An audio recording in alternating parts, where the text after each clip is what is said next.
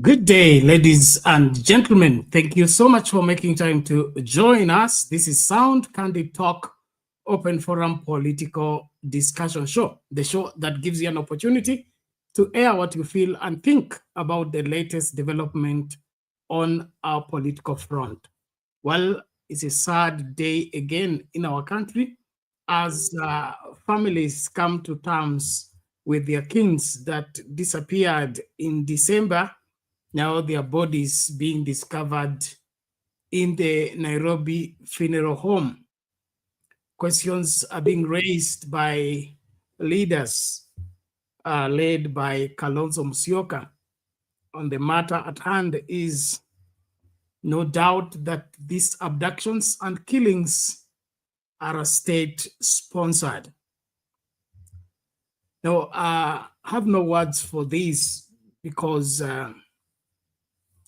I believe we live in a different time and age where some of these happenings should not be mentioned in our current state of affairs. But sadly, it is the reality that we are faced with as a people. Where the end of all this is going to is what is my dilemma.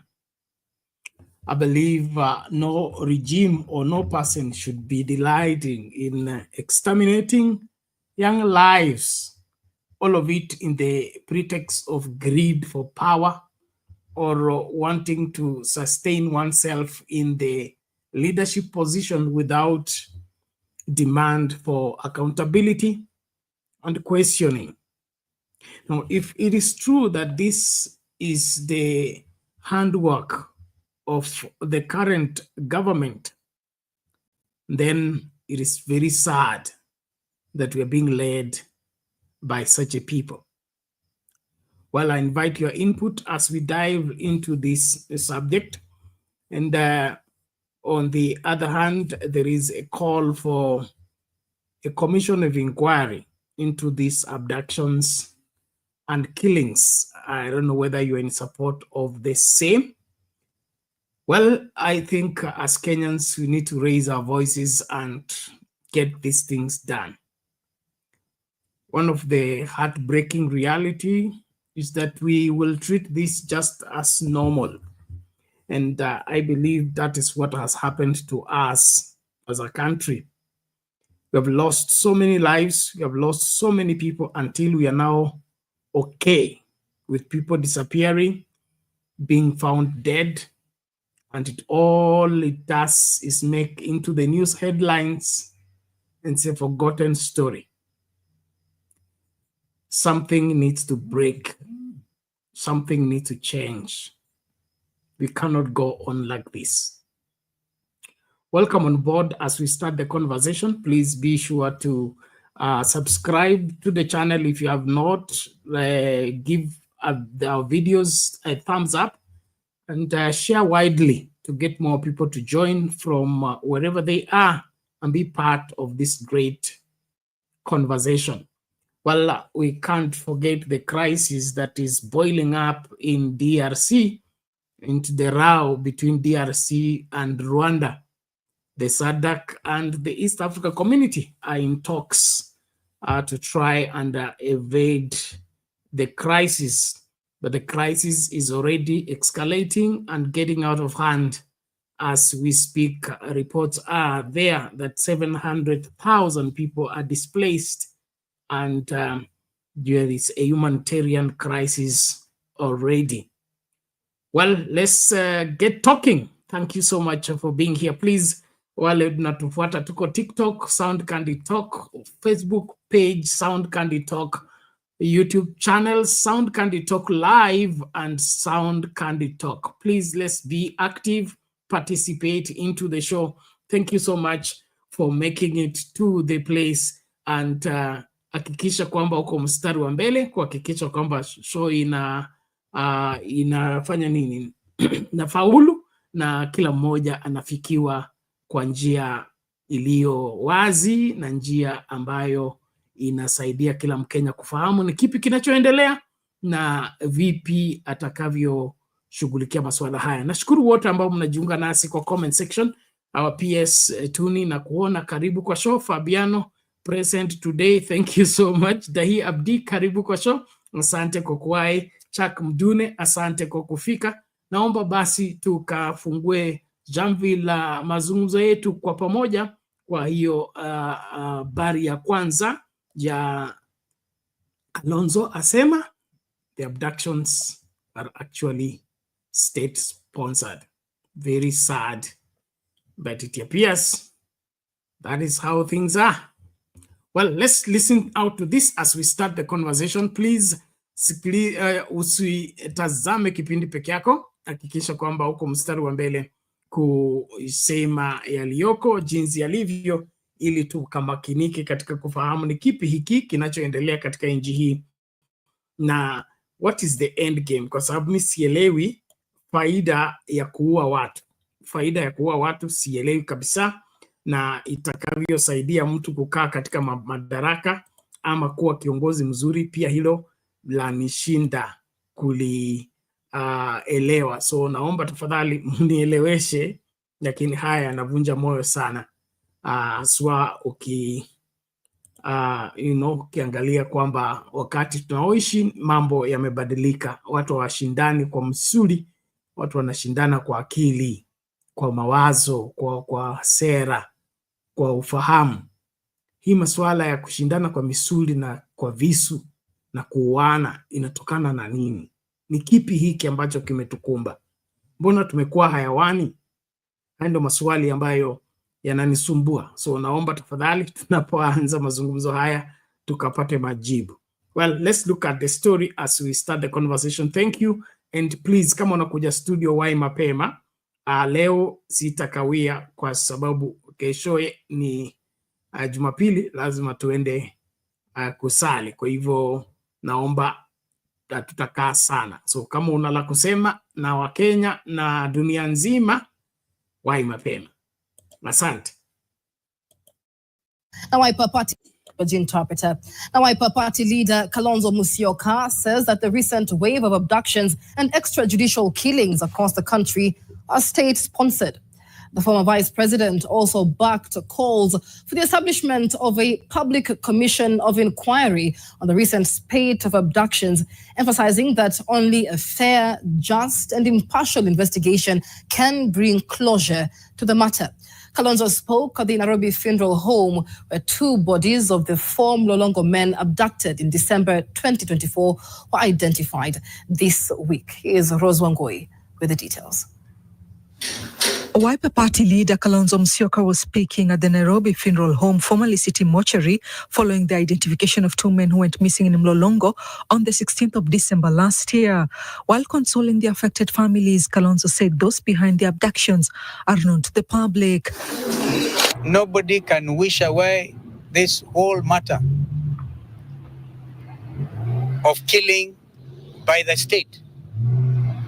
And they want us to believe it is not them. Now we are calling it as it is, abductions and killing by the state. State-sponsored killings.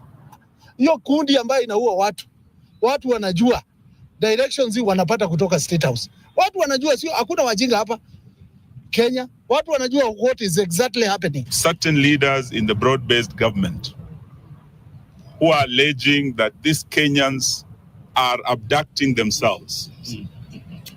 And some of those have been summoned to court. And let them come and shed light. Led by Kimani Ichung'wah, Francis Atwoli, Didmas Baraza, Kenneth Lusaka. Today we ask them, did Justus abduct and kill himself? Did Martin abduct and kill himself? Accompanied by other leaders, Kalonzo also joined calls for the formation of a commission of inquiry into the recent spate of abductions. Therefore, I agree with Mheshimiwa Muturi that this country needs to set up a commission of inquiry into the whole matter of these illegal, illegitimate, unfortunate abductions, which have caught the attention of the entire world. William Ruto, the president and the commander-in-chief. He cannot be busy protecting Haitian women and children from gangs and abductors 12,000 kilometers away in Haiti. And Kenyan children are being killed like flies. He cannot be too busy running to DRC to protect the Congolese women and children. And Kenyan women and children are being murdered right here. The former vice president proposed that the commission of inquiry should be broad-based, including state and non-state actors such as the clergy and civil society. And it will not be a commission to be established by William Ruto alone. It must involve the opposition, and if they are willing.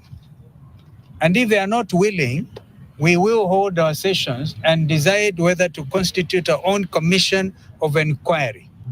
If anything, it is the beginning ya kuwafichua hawa so that they will know this is a country under the rule of law and not a country under the rule of gangsters. The bodies of two young men, Justus Mutumwa and Martin Mwao, were identified on Thursday at the morgue 43 days after they were abducted by masked men in Mlolongo. According to Mutumwa's family, his body was taken to the mortuary on December 18th, 2024, just 2 days after he went missing. The whereabouts of Kalani Mwema and Stephen Mbisi Kabingo, who were also abducted in Mlolongo in December last year, remain unknown. Nairobi Funeral Home is under scrutiny over its handling of unidentified bodies and alleged role in preventing families with missing loved ones from conducting search. On behalf of the families, the country would want to have them dead or alive. There is a body that was brought here, and it's on the record, alongside the body tagged 2390. There's a body tagged 2360, which even the morgue operators are unable to say where that body is. Mambo tena hapa kwa mochari tunasikia wengine wanafurugwa ati kwa sababu wameoneshana mili hapa. Sakaja is not above the law. If we get evidence, as His Excellency has said, that there's some collusion here between this institution and the police to hide bodies here, and victims who have been abducted, they too will be summoned to court. They will answer. The remarks by the opposition leaders came a day after Public Service Cabinet Secretary Justin Muturi called for the setting up of a commission of inquiry to probe the incidents. Rozongwe, NTV.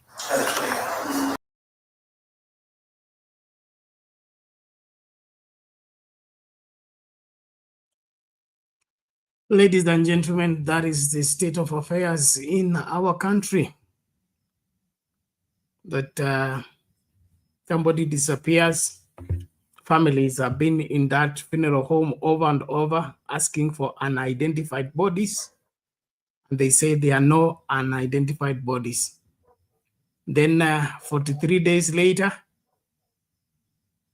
records are coming out that this body came here on the 18th of December. What is this that's going on in our country? Ladies and gentlemen, let's talk. Msimamo vipi?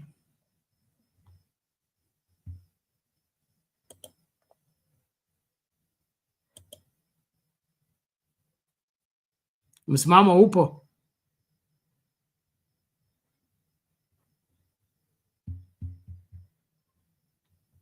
Okay, kama msimamo anarejea. Naomba swali ndio hilo, ni kipi hiki kinachoendelea katika nchi yetu? Na yani tumefika mahala ambapo uovu tunafanyia kila mtu mpaka maiti. Hatuna, I mean, what is this? Well, let's talk. Msimamo upo? Bila shaka nipo kaka. Haya, karibu. Hali ndio hiyo. Tueleze. Hali ndio hiyo bwana, yani hali inayotamausha, hali inayoleta maswali mengi haswa katika akili za Wakenya, na haswa akili za wale wamepoteza wapendwa wao. Lakini kwanza pokea zangu, alafu pia upande wa pili kule comment section na wapokea zangu. Najua nimepapeza pia hapa ndio nyumbani pamenikuza japo. So nikiwa sipo siku 2-3, sometimes pia najisikia pande fulani ya kuisawa kindani ya nafsi yangu, lakini pia nimshukuru Mungu leo kuwa hapa na nyinyi tena Bernard. So to me masuala mazima haya ambayo yamejiri, kwa kweli lililofichwa ipo siku moja litakuwa wazi, na kwa kweli huwezi uficha ubaya, lazima ubaya ujitokeze tu, maana Mungu anahitaji ukweli na anahitaji haki. So kuficha mili ile ndani ya mochari kutoka tarehe 18 hadi wa leo ni jambo la kushangaza. Maana mimi kimtazamo wangu najulizwa swali langu la kwanza, mwili ile ilifikaje mochari? Na kama ilifika mochari, nani aliileta pale? Na kama basi kuna mtu ameleta pale, mbona tusielezwe na tukajua ni jinsi gani ambao tutaweza kuipata haki ya wale ndugu zetu ambao wameweza kupoteza maisha yao. Pili, kitu ambacho kinanishangaza zaidi na kunitamausha na kunikasirisha zaidi, maana kinatia uchungu kwa kila mtu ambaye ana utu ama ana hofu ya Mungu, ni hili jambo la kufichwa kwamba mili haipo, kisha siku 40 na kadhaa baadaye inagundulika mili ipo. So hii siri ama hiki kitendo cha kufichwa hii mili haswa isijulikane, hapo ndo kuna maswali kwa kutaka kujua sasa, ama kwa kuweza kujua kwa kweli katika taifa letu swala zima la usalama basi imekuwa ni kizungumkuti kwa kila mwananchi. Ina maana ukizungumza yaliyo swafi ama yaliyo haki, yaliyo sahihi, yaliyo na uungu ndani, yaliyo na utu ndani, yaliyo na wewe uko mashakani katika hii serikali iliyopo, kwa sababu haijali haswa maisha ya haijali maisha ya mwananchi. Na kama haijali basi ina uwezekano inaelewa fika haswa mauaji kama haya nani anatekeleza, na ni kwa jinsi gani ataweza kufichwa, na ni kwa jinsi gani mambo yatakwenda hewani na haki kuzama haswa pindi pale haswa mili inapopatikana na wapendwa kuchukua mili yao kwenda kuistiri, basi huwa haki ndio pale imeisha. Maana kinachofuata sasa ni kizungumkuti mahakamani, na mwisho wa siku kesi hizi haziwi na mashiko, haziwi na mwisho.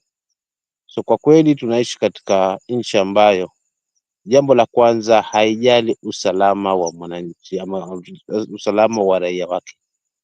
Zaidi ya yote wako radhi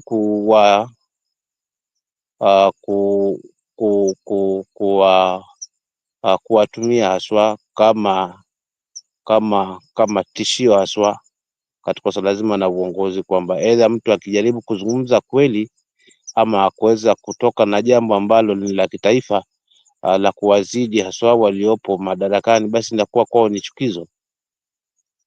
So Kenyans, hili jambo linafaa tukasirishe, kwa maana linafaa kwanza tuchanganye katika hali ya umoja, kiasi kwamba wote tu feel yale mambo ambayo yanaendelea, kwamba si masuala ya kubezi wala kuangalia tu kwa macho kwamba wafe hao kwa sababu kwanza ni kabila gani lilokufa, ni kabila fulani ama ni fulani wao.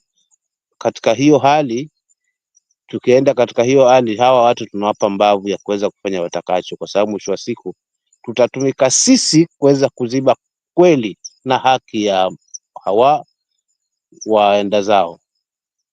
So Kenyans, ni tufichue haswa haya machafu kinaga ubaga, kuonyesha tumesinywa. Ilifanywe sasa hivi, lionyeshwe kesho. Wafanye jambo hili, kesho lionyeshwe. Huku ndiko kuonyesha kwamba tumechokana kabisa na uongozi uliopo, na maana haufai katika hili taifa letu kwa sasa. umekuwa ni tishio. Mwisho kabisa, kakangu Bernard, ni kwamba jinsi haya mambo yanavyopelekwa katika mahakama zetu, hapa ndipo kuna kizungumkuti. Ni juzi kushinda jana hapo ndo niliona hawa wakuu wawili aswa IG pamoja na ule mkuu wa DCI wakiwa for the first time mahakamani after wameweza kuitwa kwa muda katika mahakama zile na watokezi. Sasa swali langu anajiuliza kama msimamo, nini kilichojiri kwamba sasa hivi ndio wamejitokeza haswa katika mahakama? Je, wamehitimisha mipango yao na jinsi ambavyo kesi itaweza kupelekwa ndio maana wamejitokeza, ama wamejitokeza kuweza kuitetea haki na kuilinda kile kiapo ambacho wameweza kukila? So kwa katika hali kama hii, mimi inanipa tafsiri kwamba Kenyans swala zima la usalama kwetu halina mtu ambaye kunalo, na kama taifa halina usalama kwa raia wake, basi inakuwa ni tishio, kwa sababu makundi huzuka katika njia tofauti katika hali kama hii ambayo swala la usalama linachezewa raketi. Sawia tuna swala la elimu, swala la afya na kila mahali. So katika hali kama hii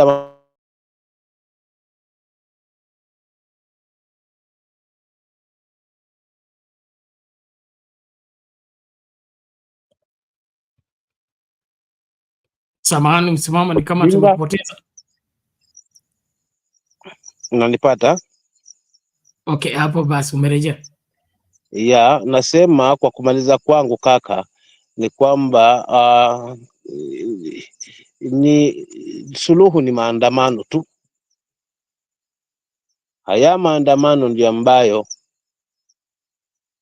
yatatusaidia, maandamano ambayo yataweza kushtua haswa ulimwengu, maana yafanyike hadi vijijini huku watu kuonyesha kwamba kweli tumechoka. Kwa maana hawa watu hawataki kisa maandamano na hawataki kuonekana hawana mapenzi na watu. Kila siku wako mbioni kwa media, juu ya magari, juu ya wapi, watu wanafanya mikutano ya lazima ya kulazimisha, watu wanapeana mbuzi za lazima angalau watu yani kulipizana, huyu akipeana mbuzi kwa huyu anapokea mbuzi yani vitu ambavyo ni vya ajabu ambavyo kwa kweli ukivitazama si vya manufaa ya mwananchi, bali ndio manufaa ya mtu ambaye anaongozwa na tumbo lake. So Wakenya, dawa ni maandamano, wengi wafe lakini tufike safari. Tulionyeshwa mfano Narok kwamba kumbe polisi hata nao sometimes hawana budi la kiguo kuwa ni kiguu ni ponye. Sasa tukiangalia ndio haswa watatu walikwenda, lakini polisi mmoja aliweza kuzidiwa na kukatwa mkono. Kwa hivyo kwamba nguvu iliweza walizidiwa nguvu na wananchi, na wakawazidi wananchi kwa sababu wana silaha ya moto, lakini laiti kama wangefuatana mapanga kwa mapanga, basi wananchi wangeshinda. So katika hali kama ile ya kukasirika ndio itakatusaidia haswa katika hili taifa. Tukiogopa kufa kwa sababu nangojea njia za kisheria kwamba watu wakae chini waitane majopo, tumeshuhudia haya majopo ndio mwisho wa siku anaotumesapu.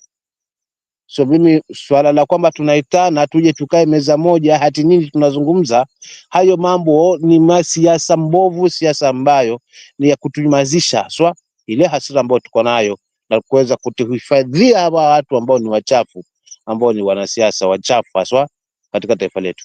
So swala la dialogue to me sidhani kama litatupa haki zaidi ya kuitafuta haki mwananchi, kwa sababu vita vikubwa kati ya sisi na wanasiasa ni kwamba hatupewi nafasi kuweza kuifuata katiba yetu na wao kufuata katiba ili kuelewa kwamba mwananchi ndio mwenye kusema. Sasa hivi ni wanasiasa ndio mwenye kusema, so tofauti uko pale. Kwa nitaanzia pale kaka yangu Aben, asante. Asante sana, msimamo utangulizi mzuri, tunashukuru.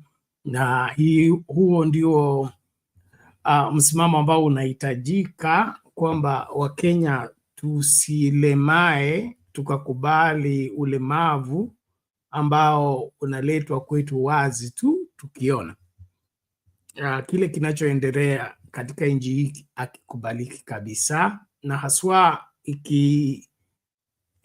onekana kwamba ni serikali inayotekeleza haya, basi Wakenya tukikunja mikono yetu alafu tukae tukisema haijatuhusu sisi, haijatufikia sisi, sio mimi, sio kabila letu, sio eneo letu, basi yatakapotufika hakutakuwa na yeyote wa kututetea. Naamini wakati umefika kila mtu aanze kuangalia kwamba kila maisha yanajali na ni ya muhimu. Haya mauaji ya kiholela si njia ambayo watu ambao wako civilized wanapaswa kuishi. What is going on in this country is bad and it should be condemned. Then two, we should also desist from being played by the politicians. Nimeona kina Duale leo wanasema Muturi ajiuzulu kwa kukosoa serikali kwa masuala ya abduction. Hapo ndio mimi mshindwa kuelewa. Ni either abduction hazipo, hakuna mtu amekufa, ama ni kipi hiki huwa kinaendelea kwa akili ya mwanasiasa kufikiria kwamba mtu akiuliza swali anapaswa kujiuzulu, na badala waambie mwajiri amfute kazi wanageukia huyu mwingine waambie nini? Ajiuzulu. Si hao ndio wafanyikazi wa hiyo serikali, na hao wanafanya kazi na huyo appointing authority. So waambie appointing authority fukuza huyu, badala ya kusema huyu ajiuzulu kwa sababu alisema kuna abduction na killings. Yes, msimamo. Kaka Ben, unajua hii serikali iliteua jopo maalum. Yaani ukiingia katika serikali uingie katika hilo jopo. Ushakiwa mkataba hauna kazi nyingine ya kufanya isipokuwa ni ya kunadi serikali uzuri hata kama kuna ubaya. So kauli hizi za kina Duale zikushtushe, kwa sababu ndio hizo kauli za kina Imani Chungwa ndizo kauli za kutulia mashaka kwamba Muturi ajiuzulu kwa sababu anaikosoa serikali. Anakosoa serikali, anazungumza yaliyopo. Hilo ndio swali lazima tujiulize kama Wakenya. So kwa hili kundi ambalo limekuwa sponsored kuhakikisha kwamba wananyamazisha haswa sauti za wabunge wetu, sauti za hili kundi la watu wachache, kwanza hili ndio la kudili nalo. Hili ndio la kudili nalo haswa, kwa sababu inatamausha kwamba ajiuzulu. Mbona Ruto akujiuzulu wakati alipokuwa anamkosoa Uhuru Kenyatta akiwa ndani ya serikali na hadi akamaliza hatamu yake akiwa deputy wa rais? Tumeona hiyo. Na Duale alikuwa hapo. Unajua lazima tuangalie chimbuko wa swala hii Kenya kwanza. Nani Ben, unajua wacha tu nichemke nizungumze ya kweli, nimalize hii hasira niko nayo katika nafsi. Allow me kindly. Lazima tuangalie chimbuko la hawa watu walioformu hii Kenya kwanza lilitokea wapi? Unajua tuanzie kuangalia haswa shida ya hii serikali ni wapi. Hawa ni watu ambao walikuwa wameganga hapo wamekuwa walipoondolewa haswa katika serikali ya Uhuru Kenyatta between the year 2013 2017 kwa looting na mabilioni yakipotea wakati huo. Hawa watu walitemwa wengi tu. Among hawa watu wametemwa ndio walikuja sasa wakaungana kuweza kuhakikisha kwamba baipiga huwa hivyo lazima tushikie serikali vyovyote vile. Ishara wazi hawakuwa na imani ya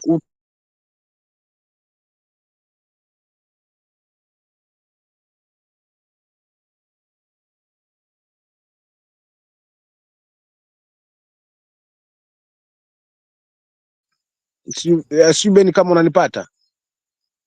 Umerejea. Endelea. Yes. So for real, lazima tuangalie chimbuko la hawa jamaa kwanza, tujue intention zao. Mpaka wakati wakituambia hii propaganda yote wanatueleza mdomoni, lakini kwenye nyoyo zao haipo. Hii propaganda yote kwamba sisi tuna lunch hii, serikali sisi tunaingiliwa, kuna watu wanatukosoa, kuna watu wananishauri, wanapigia simu nijiuzuli. Kiongozi wa nchi anazungumza vitu kama hivyo hadharani, kwamba kuna watu wananishauri kwamba wewe jiuzuli na sitajiuzulu. Sasa kama yanamfikia yeye mwenyewe kwamba jiuzulu, so Meaning lazima tuangalie chimbuko la hawa watu. So akina Duale hawa na akina Manchunga hawana faith, hawana good faith na nchi. Maana hakuna serikali ambayo inanadiwa. Serikali kupongezwa na wananchi kwa kwamba wanatua zile huduma ambazo zinamfikia mwananchi, si kwamba watapata ajira wananchi wote. Nafasi za ajira ni kidogo sana. Lakini sasa yale ambayo yanawafaidi, barabara nzuri, afya, masomo, usalama, haya ndio mambo mwananchi anahitaji. Kuna vitu vingine ambavyo anavitaji katika serikali.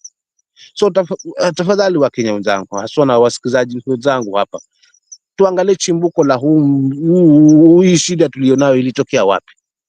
Tukigundua kwamba hali hii ni msitu watu walijanga hapa kwa ajili ya kuweza kulipiza visasi na kuweza kunyakua mamlaka, tujue si wenzetu.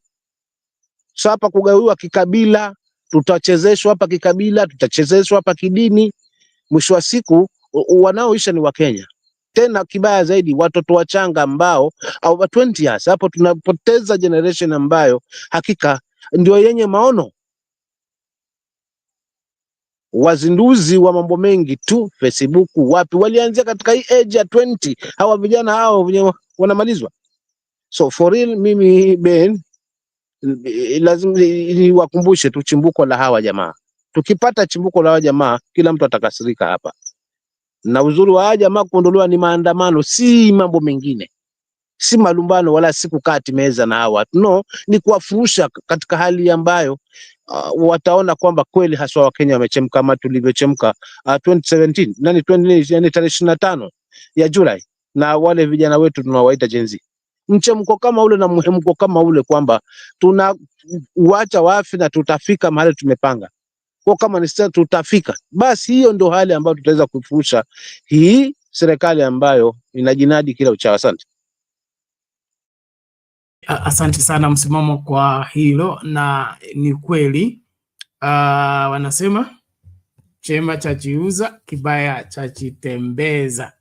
Walikuwa na posta fulani nimetumiwa hapa kwamba mkutano mahususi itakuwa Bungoma. Deputy President Kithure Kindiki atakuwa mgeni wa heshima na watakuwa wanazindua choo cha milango miwili, pit latrine.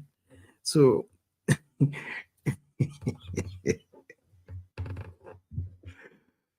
yani ni sarakasi, vituko na kutojali wananchi. Hiyo ndio picha kamili ya serikali hii. Yani kiongozi anaenda anafungua transformer. Yes, ukishafungua transformer anafungua nini sasa ni choo. I mean pit latrine. God have mercy. Okay, let's just hear this and then continue with the conversation. Ladies and gentlemen, as we continue to engage, hakikisha unapiga kura yako, una like video, alafu tunasonga mbele. Mimi hapa natafuta ukweli tu, anataka Wakenya wasimamie haki, tusibebwe ujinga na tusichezewe akili na wale ambao wanajifanya kwamba wako mbele na sisi tunasalia nyuma. It is about time we refused to be taken for granted and demand that our engagement and our operations are within the framework of the provisions of our constitution. So I just want us to hear this and then move to the next story.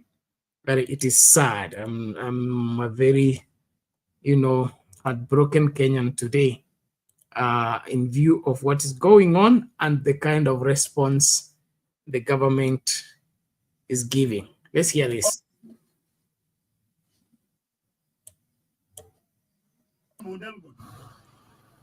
Alifungua nini onyo vizuri. Juzi rais amekuwa Western siku 6.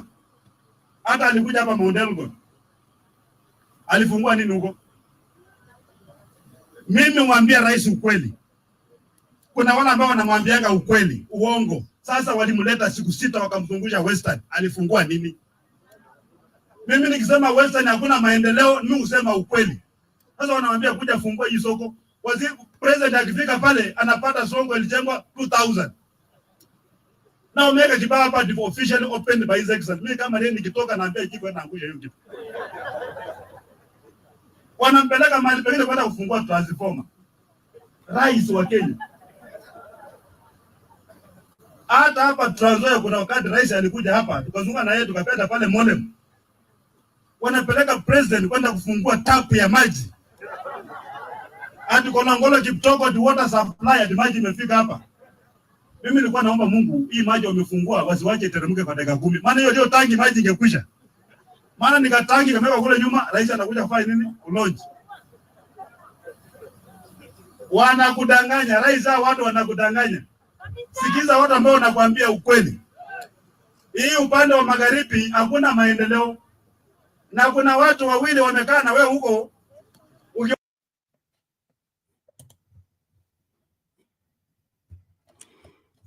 Okay. Hali ndio hiyo. Umeona ile ufichuzi. Kumbe hii maneno ya Kalonzo tap ni pipe tu inawekwa kwa mtungi kule nyuma. Huko wananchi tumewekwa mbele.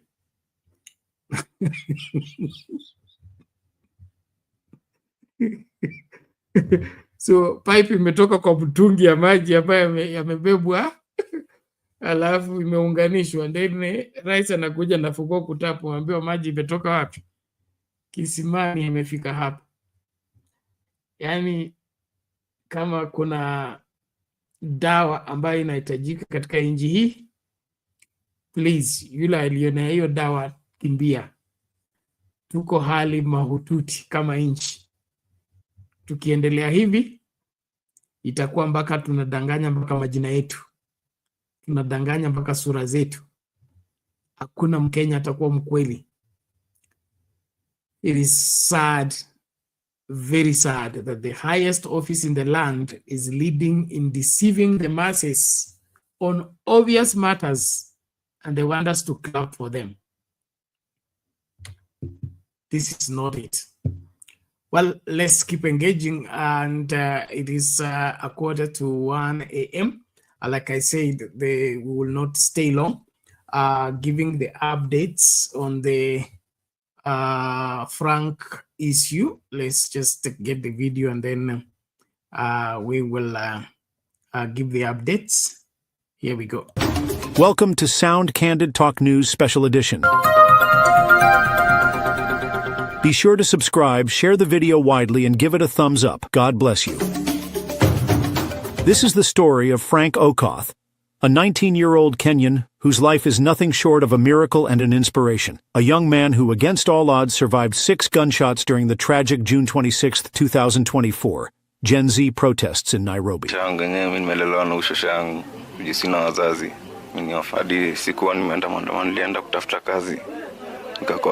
Frank is an orphan, raised by his aging maternal grandmother after losing his mother at the tender age of 8. He never knew his father, a result of a teenage pregnancy, and life has dealt him blow after blow. Frank and his grandmother have faced unspeakable challenges, including surviving 2 devastating slum fires that claimed everything they owned: his late mother's documents, birth certificates, and school papers, leaving them with nothing to rebuild their lives.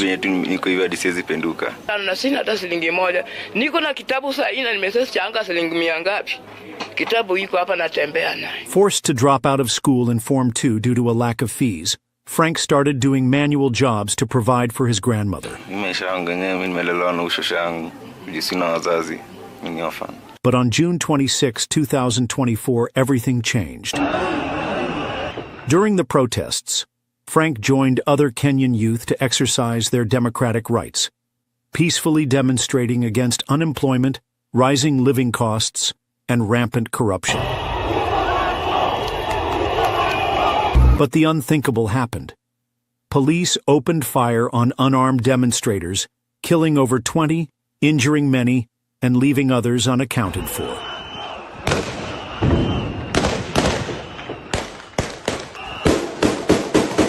Frank was among the victims, hit by 6 bullets, yet by God's grace, he survived. After a series of life-saving surgeries, Frank can now walk again. But the bullets left a lasting impact. He can no longer perform heavy-duty jobs to support his grandmother.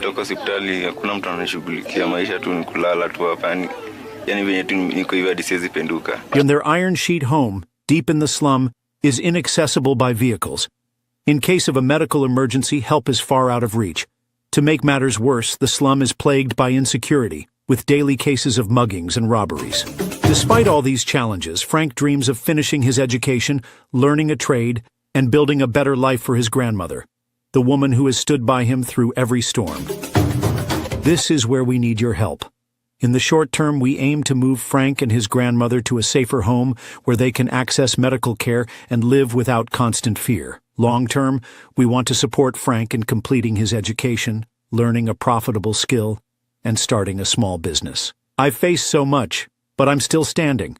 I want to work hard, take care of my grandmother, and make her proud. I just need a chance. You can be the change in Frank's life.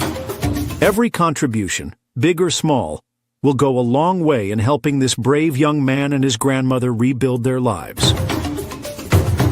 Let's come together and help Frank fulfill his God-given destiny.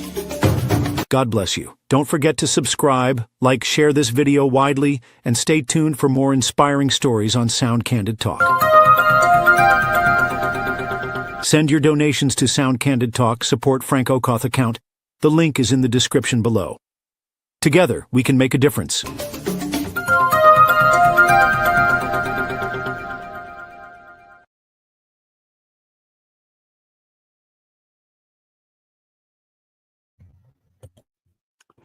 Okay, there we go. The whole of Saturday, I spent getting Frank to move from the slum, and I can now report he is safe in his new place together with the grandmother. Thanks to all of you that came in to support the process. We still have got a long way to go, but I'm glad that we have moved one step. At least now they are safe in the new place. They are settling down. I really am grateful that the progress is good. And now we want to go to phase 2 of getting Frank to begin maybe some training before we maybe just computer basic understanding. That one is going to do it right here in this studio.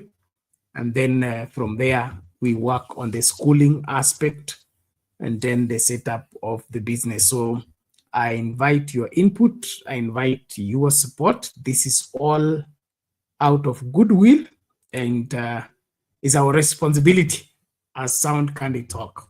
So let's just make a difference in this one life. If that's all we do, I think we'll have done well. So I want to appreciate all of you that have sent in their contributions and still keep on doing the same. And then we also urge you to reach out to more people, because the burden will be easy when we get more people to participate. So that is it. So Frank is no longer at the slum area, shifted on Saturday. We are now safe and secure in a one-bedroom house in a secure place in the heart of the city of Nairobi. Thank you and God bless you. Now, back to the issues we are discussing. Wanasiasa wetu kugeuza mambo, kuyafanya walio na makosa wasiwe na makosa, na wenye makosa waachiliwe. Hii ndio inaonekana wazi kwamba katika haya malumbano yote hakuna ukweli ambao unatafutwa na hakuna haki ya Wakenya ambayo mtu anazungumzia. Hivi Muturi akisema kuna abductions na mwanawe alikuwa abducted mpaka akaenda kumuomba William Ruto ndio akaachiliwa. Sasa akisema hao wanaokufa after abduction ni serikali inatekeleza hayo, mbona uchunguzi usifanye? Mbona ikuwe sasa ni kusema Muturi ajiuzulu anajiuzulu kwa sababu hakuna mtu alikuwa abducted na yeye anasema ako abducted. Hakuna mtu amekufa na anasema watu wamekufa from abductions. And as Kenyans, how do we judge this? Because the really bottom line is how Kenyans are judging these people who are playing the politics around the lives of Kenyans. Kwa sababu tusipopata hawa watu na dosari, tutaendelea kuwaweka katika nafasi ya mamlaka. Na wakiendelea kukaa katika nafasi ya mamlaka, Biblia inasema wakati waovu wanatawala, kutakuwa na kilio. Lakini wakati wenye haki wanatawala, kutakuwa na sauti za furaha. So chaguo letu kama Wakenya ni kuamua. Tunataka sauti za furaha kuwa mijini na vijijini kwetu ama vilio. Wewe kama Mkenya, binafsi tu ukijiita conference, ujiite seminar, ukajihoji wewe mwenyewe. Unataka sauti za furaha nchini Kenya ama vilio? Na sasa hivi tuko na vilio ama sauti za furaha? When the righteous, when the wicked reign, there are groanings in the city. But when the righteous are in power, there are shouts of joy. Where has our joy gone to? Where has our being proud of being Kenyans gone to? Why are we being dragged into the mud that the Congolese president walks out on the conversation being given by William Ruto in an East Africa Community Conference? Ni kipi hiki ambacho kimekwenda mrama mpaka heshima zote ambazo tumekuwa nazo miaka hii yote ni kama imepotea kabisa? And as Kenyans, does that bother you? Is it your concern or is none of your business? Let's wake up. Let's speak up. Let's do the right thing. But to me, hii maswala ya kushabikia uongo, kupigia makofi uongo na kwenda kufunika maovu, tuyakomeshe. Mtu akisema uongo apewe papo hapo, ambiwe hiyo ni uongo. Lakini maneno tufunike mtu wetu. Kwetu wanasema ishenyu na ishenyu. Hata kama chetu ni chetu. Kama kinavunda, tunasema chavunda. Ni chetu ndiyo, lakini kinavunda. Tuseme chetu ni chetu mpaka tukubali wakati tuseme kiko sawa na kiko sawa. Kabla msimamo aje, niwapatie hadithi kidogo tu. Kulikuwa na ndugu wawili ambao walikuwa wamekosana kabisa. They don't see eye to eye. Kabisa, kuna kuongea, hakuna kusalimiana. Ndugu watoka nitoke. Na moja hawa ndugu naye alikuwa naamini sana marafiki. Alikuwa naamini marafiki, yani aliweka marafiki karibu kuliko nduguye. So siku moja mzee mmoja akatembelea mmoja yule ndugu haswa yule alikuwa anapenda marafiki, anachagua marafiki juu ya ndugu zake. So mzee mmoja akampatia test, akamwambia nataka ufanye jaribu fulani. Wewe unaona kwamba rafiki zako ni bora kuliko nani? Nduguyo. Siku ya soko nataka nunue damu, blood. Weka kwa nyungu fulani hapo ndogo, weka chini ya kitanda. Na alafu ipatie siku 2-3. Inapoanza kuvunda, lala kwa kitanda, udai kwamba wewe unaumwa na ugonjwa wako hujulikana. So alafu rafiki yako aitwe. Rafiki anapokuja, wewe vile umelala kwa kitanda, kwa ujanja fulani tu funua kifuniko cha hiyo nyungu ili uvundo utoke. Harufu ile ilikuwa natoka chini ya kitanda. Rafiki akashika mapua, asema hey, ulikuwa naongea akiwa mlangoni, kashaanza kutoka, asema Mungu yuko lakini amekwenda.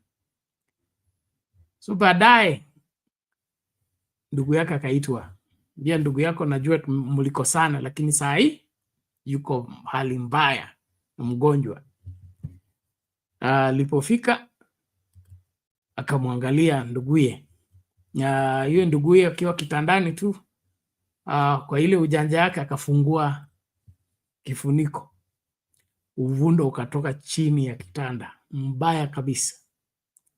Lakini nduguye hakutoroka kama rafikie. Hakusimama kwa mlango. Alianguka kwa kitanda hicho, akamkumbatia nduguye, akauliza ni kipi hiki ambacho kinamuua ndugu yangu? So kuna wale ambao watatoroka uvundo wako na kuna wale ambao wanaweza kuistahimili. Lakini kwa vyovyote vile haki inapatikana wakati tunatafuta hiyo haki kwa haki, sio kwa uongo. Hatuwezi kuwa nchi ya waongo, nchi ya watapeli. Haswa tukikusudia kutapeli umma, a whole country. I mean, don't you have a conscience? Well, let's keep talking. Thank you, everybody, as you join from wherever you are. Please participate into the poll question quickly before Msimamo adds something on what we have already said. We are asking, do you agree with Kalonzo that the Kenya abductions and killings are state-sponsored? 41 people have responded to the poll already, and 93% say yes, 7% say no. So a majority of Kenyans agree with Kalonzo Musyoka that what is going on in our country is state-sponsored. What is your take? Please participate in the poll, give your answers, and let us, of course, give thumbs up to the video as we engage. Msimamo. Naam kaka. Mambo kama hayo. Tutatetea uongo ama tutatafuta? Unajua swali lingine najiuliza, hawa wanaopoteza maisha, wanaokuwa abducted ni watoto wa watu. Sifa moja ya kiongozi ni utu. Je, hivi kweli hawa viongozi haswa kama kina Duale na wengine wanajiuliza swali kwamba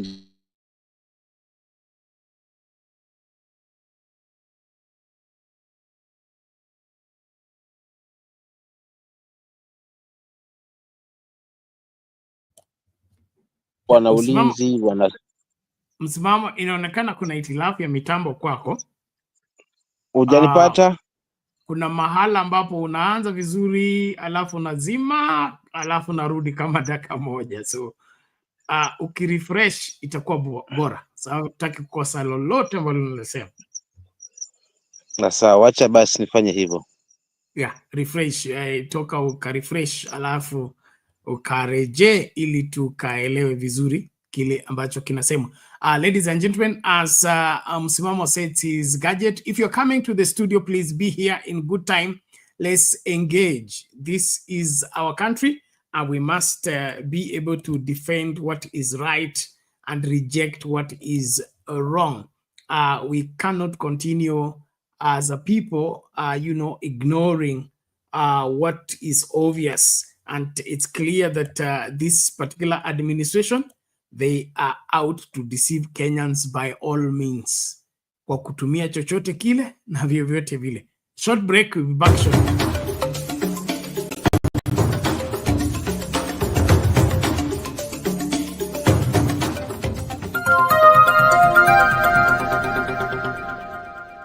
At Sound Candid Talk, we provide live UHD broadcasting for church services, talk shows and podcasts, weddings, live bands, products and services launches, webinars and trainings, Zoom meetings, conferences, seminars, exhibitions, and virtual concerts.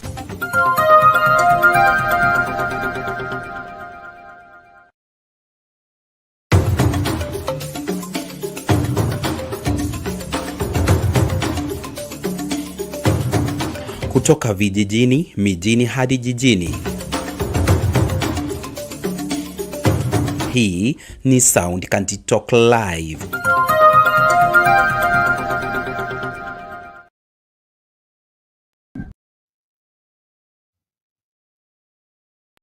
Kwa nini mwasema Ruto aendelee na hali kabla Ruto hajaingia Mkenya alikuwa kila mara 3 kwa siku.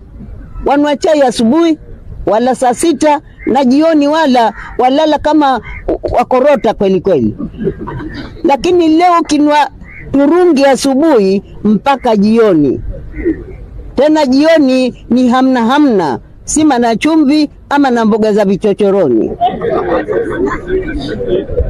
Bwana Ruto amewatesa Wakenya pahali ambapo pamepita kiasi. Na yule anemtetea Ruto, nafikiri ana akili punguani.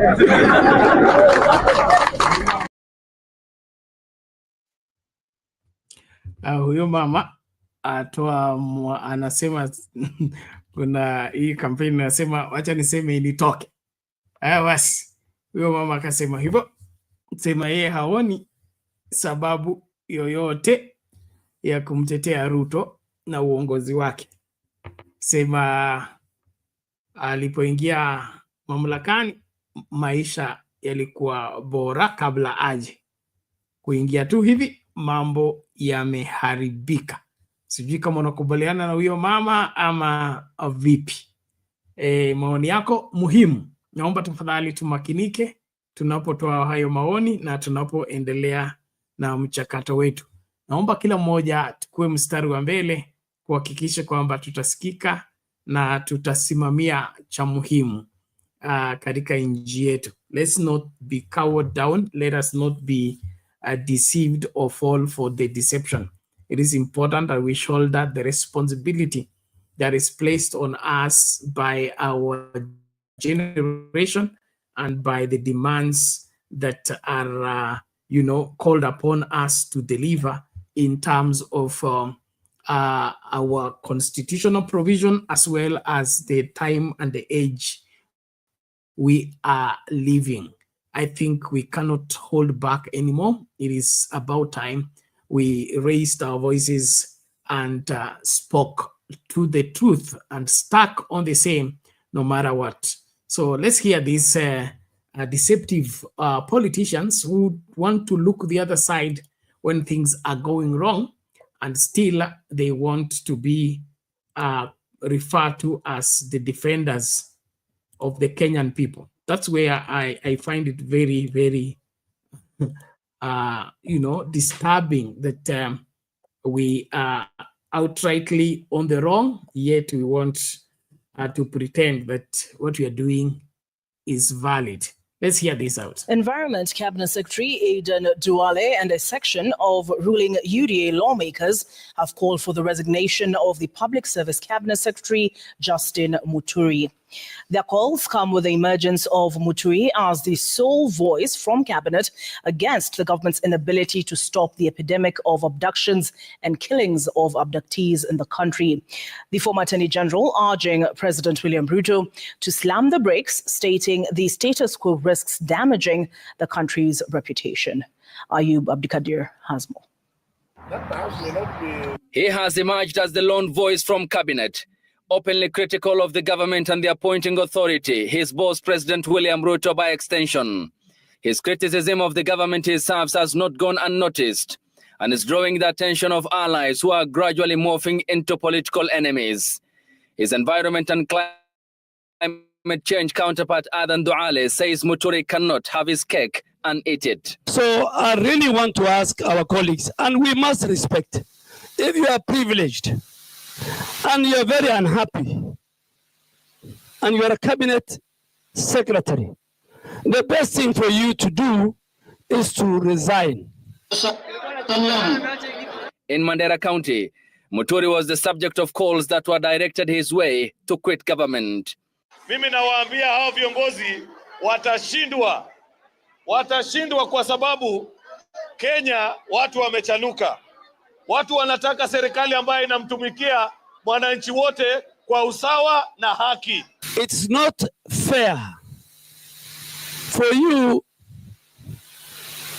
to engage a very unhealthy,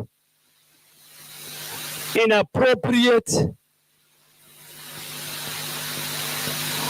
altercation with your appointing authority, who is the president. It is not very fair. In his home turf of Embu, a similar chorus was at play, lawmakers from the ruling party calling for his resignation.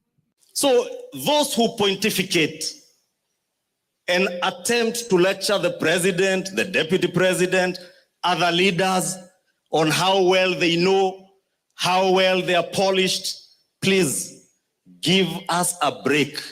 Address the issues that concern the people of Kenya and the people of Embu. Well, last the worst extrajudicial killing happened in 10 years when he was the speaker of this nation.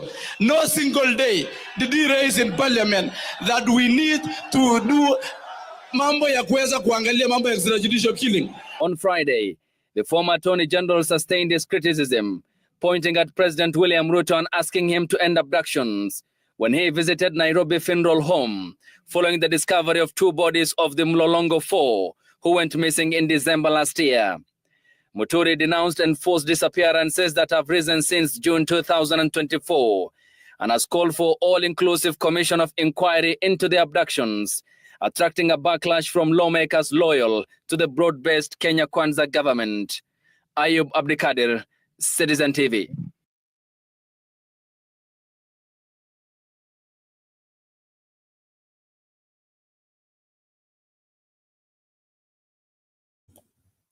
Okay, there you go, ladies and gentlemen. You can hear your lawmakers blatantly choosing to look the other side and still pretend to be speaking for Kenyans.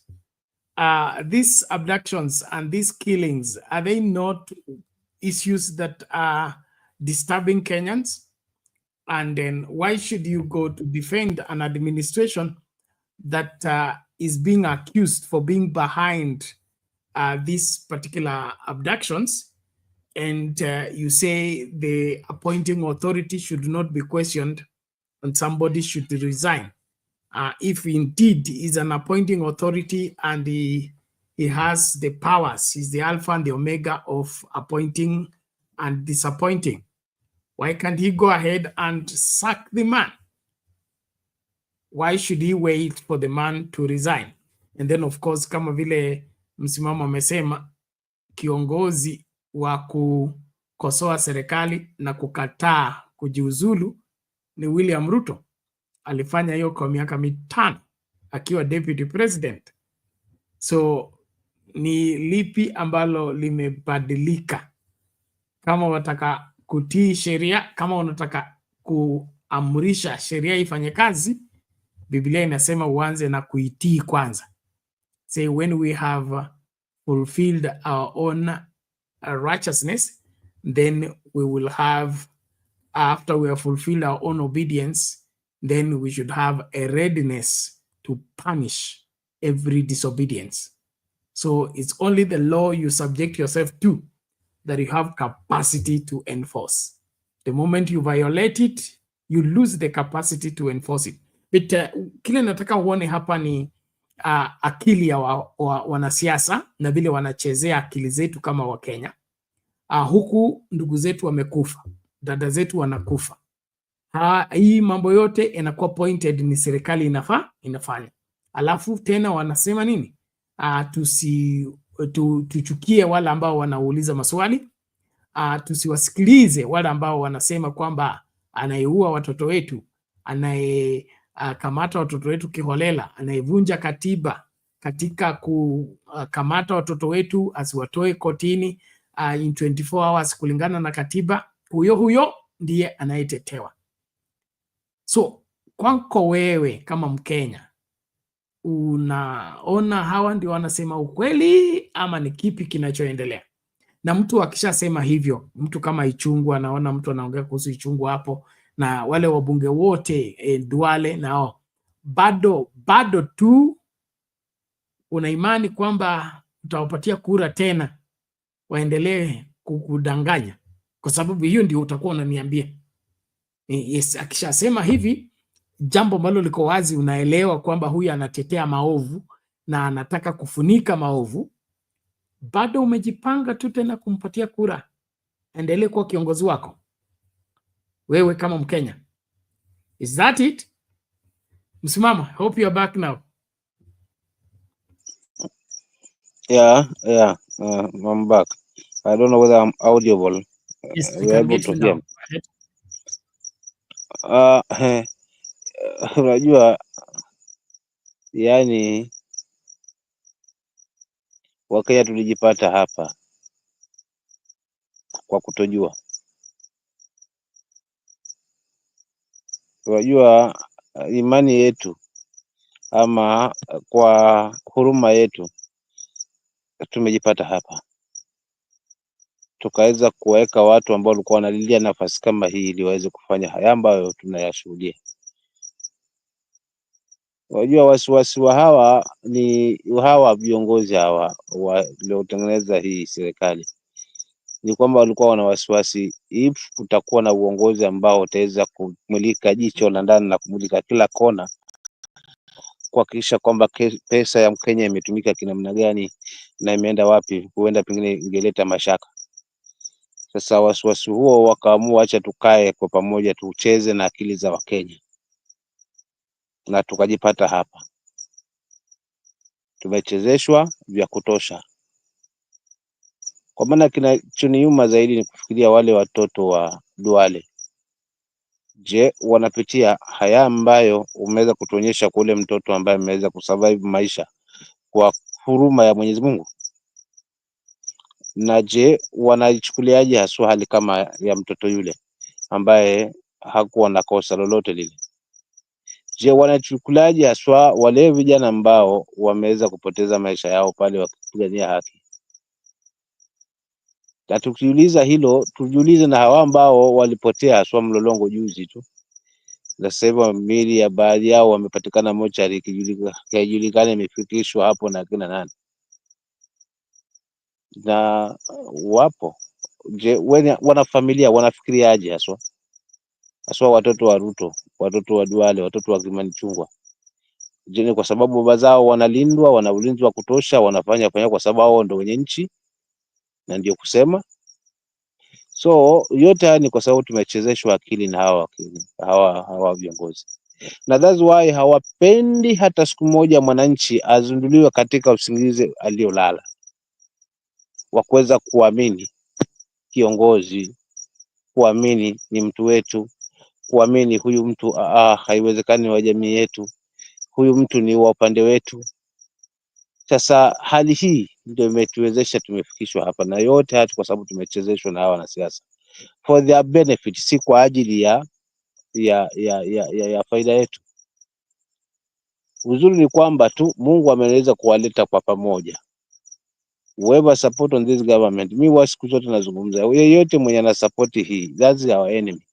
Huwa napenda kuzungumza hizi kauli papa hapa, na kama unakumbuka Bernard, awali nilikuwa nikizungumzia kwamba vita vyetu ni baina ya Mkenya na mwanasiasa, kama unakumbuka. Sasa hayo maneno ndo haya ambayo yamekuja kutimia sasa hivi, kwamba nao tunashuhudia uongo wa wanasiasa. Yaani mauaji yamefanyika, yamesemwa yaliyopo, kwa sababu lazima tuamini.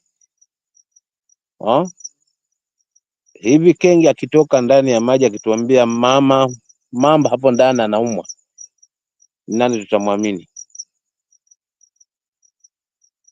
Huyo aliotoka ndani ya maji na kutupa hizo habari, ama ni mpita njia?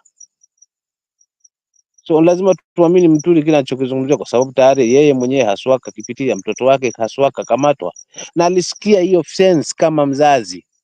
Sasa leo yeye kwa akili zake timamu, yani ashuhudie mauaji kwa watu wengine afurahikie, ili hali alipitia situation kama hiyo. Yale machungu ambayo anapitia mzazi mwingine mwenye amepoteza mtoto wake, hajawahi kuona wala hajui taarifa yake, ama amempata haswa mochari kama vile wamepatikana wale ambao wamepatikana, unafikiri kuna hiyo roho mtu anafikiri anaweza himili, anaweza kaa haswa katika ofisi afurahikie hayo, asiyazungumze? Kwa kweli Ben, Mungu atusaidie, maana tunaongozwa na watu ambao hawana hofu ya Mungu. Pili, hawana tumaini la kimungu. Lakini nilizungumzia hilo swala hapa Jumapili hiyo ingine iliyopita hapa kwamba hawana tumaini. Tumaini lao haliko kwa Mungu hata siku moja. Ila tumaini lao liko katika usomi. Tumaini lao liko katika hela ama pesa. Lakini kwa yule ambaye hakika tumaini lake ni Mwenyezi Mungu, basi dhambi huikimbia. Aionapo dhambi huikimbia. Maana hujiuliza, hadi nifanye haya, je, kwa Mungu mimi ni nani? Sasa kama hilo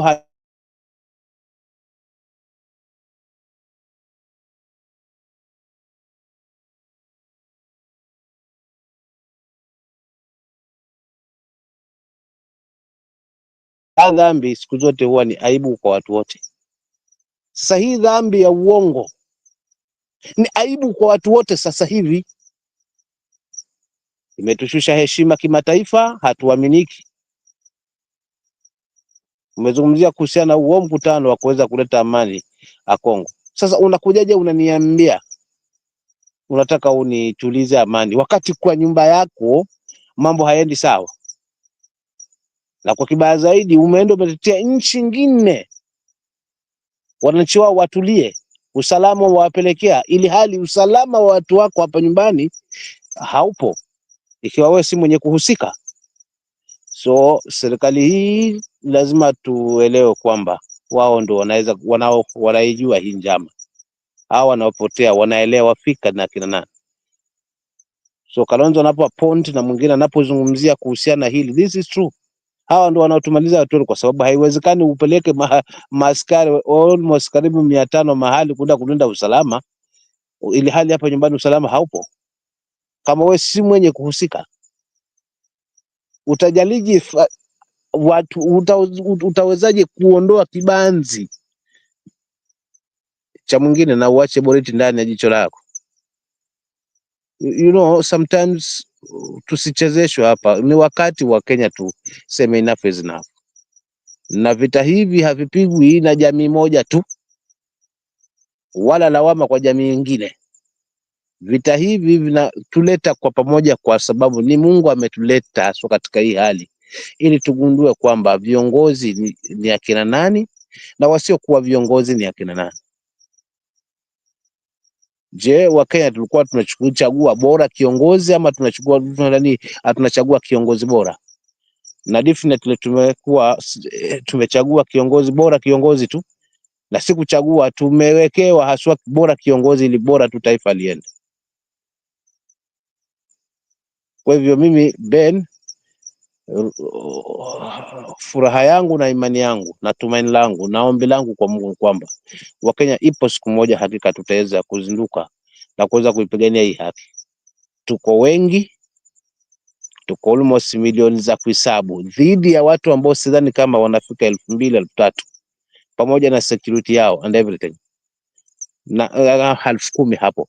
So 44 millions over 10,000 men, I don't see whether kwamba hawa watu wanaweza tushinda hata kama wako na machineries. Lakini na imani kwamba tukiamua kwa kauli moja tutaonyesha ulimwengu kwamba tumechokana na haya mambo ambayo yanaendelea katika taifa letu.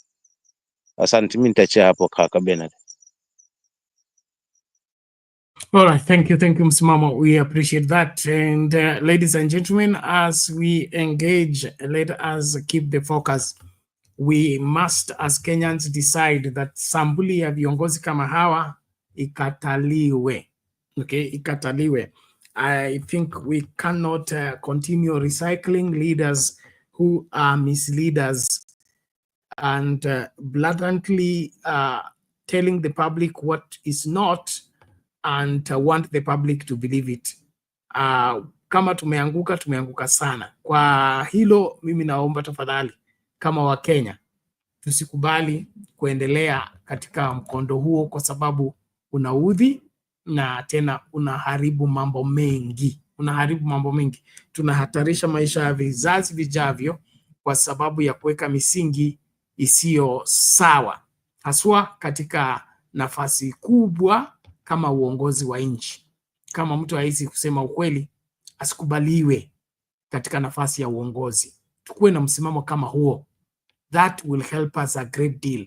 But this one, ongoing, pretentious, and of course, clapping for what you know is not there and will never be there, is the sure way of us failing as a people. And so, as we get set for the coming elections, whatever time those elections will come, earlier or 2027, kila mtu apigwe msasa, ieleweke vizuri ni nani huyu ambaye unapatia miaka 5 ya kukuongoza. Mwongo, mtapeli, mnafiki, ama nani huyu unayepatia hiyo nafasi ya uongozi? Wakenya wamechagua watu kwa kuwa na midomo michafu ya kutusi wengine, kudharau wengine, kuvuruta wengine wakiwaweka kwa matope. Hiyo imekuwa kigezo cha kuchagua viongozi. Going forward, lazima tubadilike.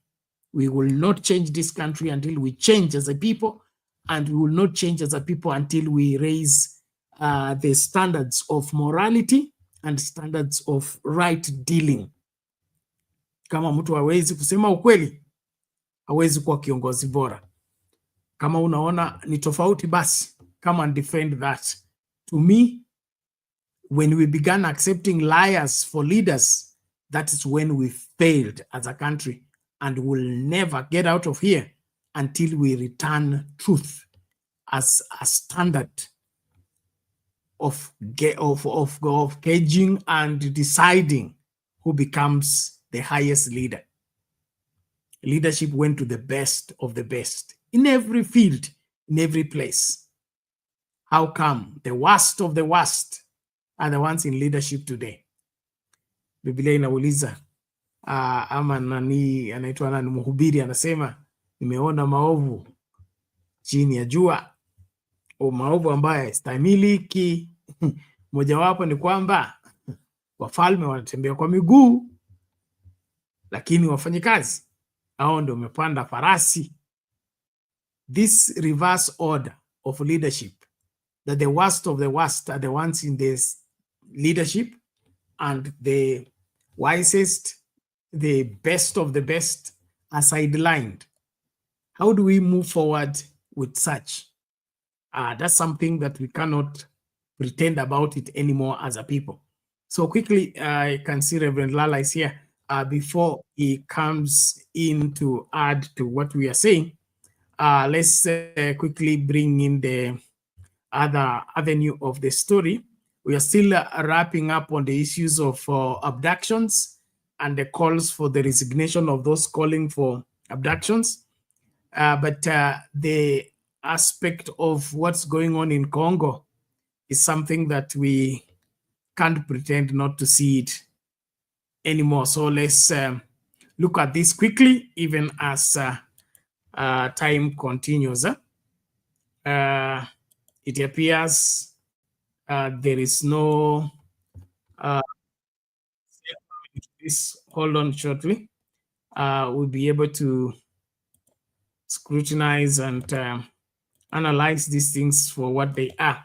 And then, of course, even as we look at the background of what's happening in Congo and the threatening war between Congo and Rwanda, it appears that people are either ignoring history or looking the other side as far as the history of the difference between the people in Congo and the people in Rwanda is all about. There's a clip we played for Mwalimu Nyerere giving a speech in New York, I think.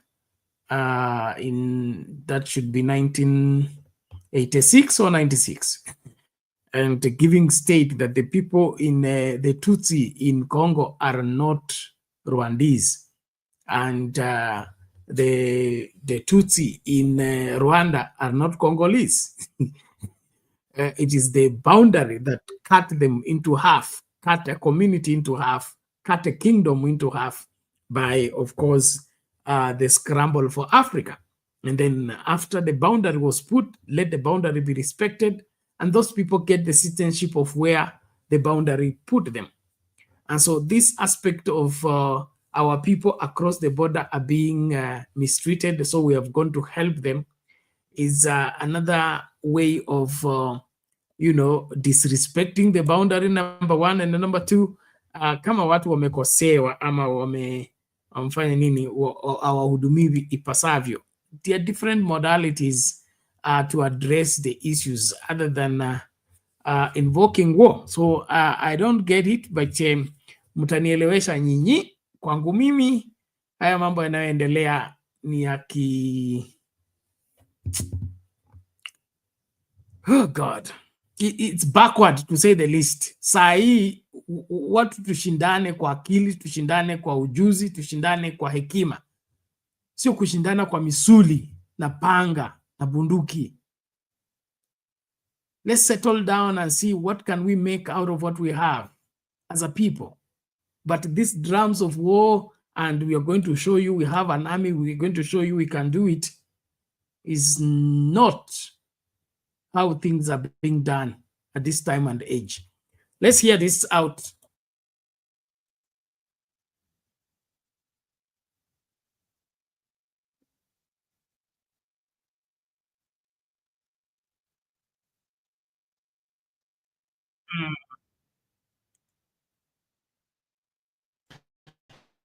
Related to that, an ugly diplomatic row is shaping up, pitting Rwanda against South Africa in a blame game of alleged respective roles in the current crisis in Eastern Congo. South Africa, whose 13 soldiers were killed in Goma, is accusing Rwandan Defense Forces of fighting alongside M23 rebels, while Rwanda is counter-accusing South Africa of supporting elements opposed to Rwanda. South African President. Related to that, an ugly diplomatic row is shaping up, pitting Rwanda against South Africa in a blame game of alleged respective roles in the current crisis in Eastern Congo. South Africa, whose 13 soldiers were killed in Goma, is accusing Rwandan Defense Forces of fighting alongside M23 rebels, while Rwanda is counter-accusing South Africa of supporting elements opposed to Rwanda.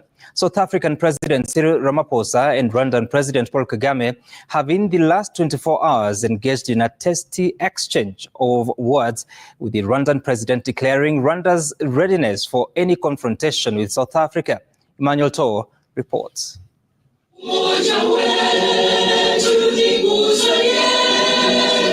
Wednesday night's EAC Crisis Virtual Summit, chaired by President William Ruto, provided a platform. He got rid of them and he decided to bring in SADC. For the apparent angry venting by Rwandan President Paul Kagame, who broke away from diplomatic traditions to launch a scathing attack on his South African counterpart, Cyril Ramaphosa. He's also there pretending to be playing a peacemaker role, and he has a force that has been fighting alongside FDLR and has been fighting the M23 on the instructions of Tshisekedi, because these are people who are not supposed to be in Congo. The South African leader had earlier in a statement accused Rwanda of supporting the M23 rebels in their takeover of the city of Goma, where 13 South African soldiers were killed. But Kagame denies helping the M23 militia. M23 are not Rwandans, please. These are Congolese, and one time he accepts it, then another time he says no, part of it is yes, and then the other part is from Rwanda, and these are the. He keeps on going. And how do we, leaders of our own countries, accept this to go on forever and just accept that we shall be manipulated by Tshisekedi or whoever is supporting him? And South Africa dares even issue threats about what is likely to happen after that, and so on and so forth. Of course, we will see what threats they are talking about. The visibly agitated Rwandan president later warned on his X platform that, quote, if South Africa prefers confrontation, Rwanda will deal with the matter in that context any day.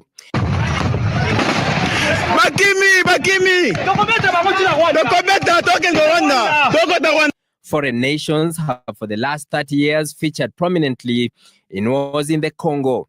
with the first war starting in October 1996 and ending in May 1997 with the overthrow of the then Zaire President Mobutu Sese Seko. Following the 1994 genocide, Rwandan forces pursued ex-army and Hutu militia into eastern Congo. Rwanda would later become instrumental in the war that swept Laurent Kabila.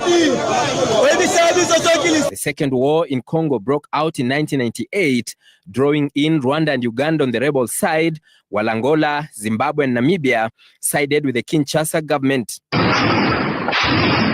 The war, sparked by the reversal of alliances between Kinshasa and Kigali, saw Kabila order all foreign troops out of Congo, which saw some senior-ranking government officials of Rwandese origin kicked out of Kinshasa. Rwanda responded with a fresh invasion, propping up the divided Rally for Congolese Democracy (RCD) rebels. The Rwandan-backed rebel advance was stopped by the concerted forces of Angola, Namibia, and Zimbabwe. Just over 20 years later, regional and foreign currents are at play yet again, suggesting the ugly prospect of another multi-fronted war in the Congo. And going by the rhetoric of the last 24 hours, Rwanda and South Africa have seemingly already picked their numbers. Emmanuel Toh, Citizen TV, Nairobi. The Banyamulenge are not immigrants to Zaire. They're not. The kingdom of Rwanda was partitioned between the Germans and the Belgians. And the Belgians took a part of the kingdom of Rwanda, the traditional kingdom of Rwanda, with the people. So when we say respect that border, which was agreed between the Germans and the Belgians, we must also be saying respect the people whom you received under that partition. You can't turn around and say, we no longer want you. You are no longer citizens of our country. What are you going to do? Are you going to return them alone, or you return them with the piece of land? You can't say go home. Home where? We couldn't in Tanzania get fed up with the Maasai and say the Maasai go home to Kenya. Kenya is not their home. These are Maasai of Tanzania. And my friend Moi can't, for some reason or other, get fed up with the Maasai of Kenya and say go back to Tanzania. That it's not back to Tanzania. They've never been in Tanzania. They've always been there. Their country was partitioned between the British and the Germans. And part of them went to Dosho, East Africa, and part of them went to British East Africa. They are Kenyans. They're not Tanzanians. And our Maasai are Tanzanians. They're not Kenyans. If we want them to live under the same flag, Kenya and Tanzania should federate. The only way we can put the Maasai under the same flag. So that's a problem in Zaire. This problem of the l'Europe.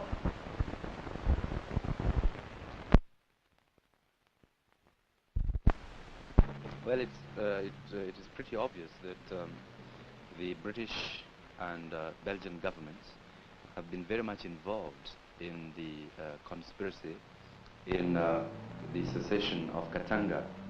It appears to us, those of us who have looked at the Katanga situation, that the British and Belgian governments, including the French government to some extent, and Portugal, are very much interested in safeguarding the various interests, financial and business interests, and mining interests in Katanga, rather than in the protection and safeguarding of the national security and unity of the Congolese people.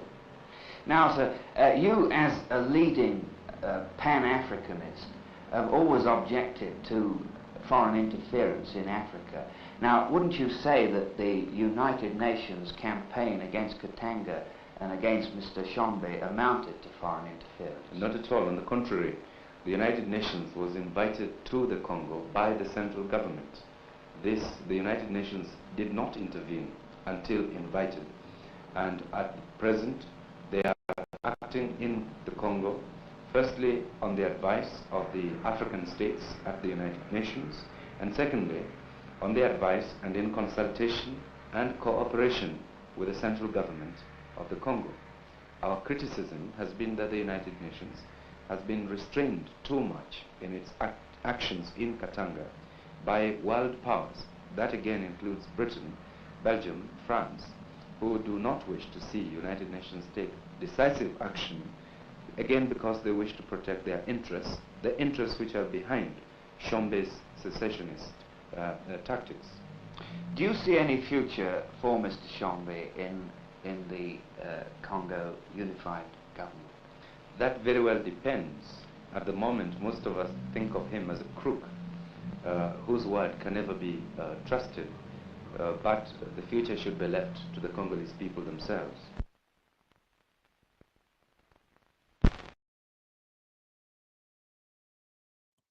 Okay, there you have it, ladies and gentlemen. I gave that historical background so that we, in analyzing it, will have a proper understanding. And you see, the war in Congo is far, it stretches far, far beyond now.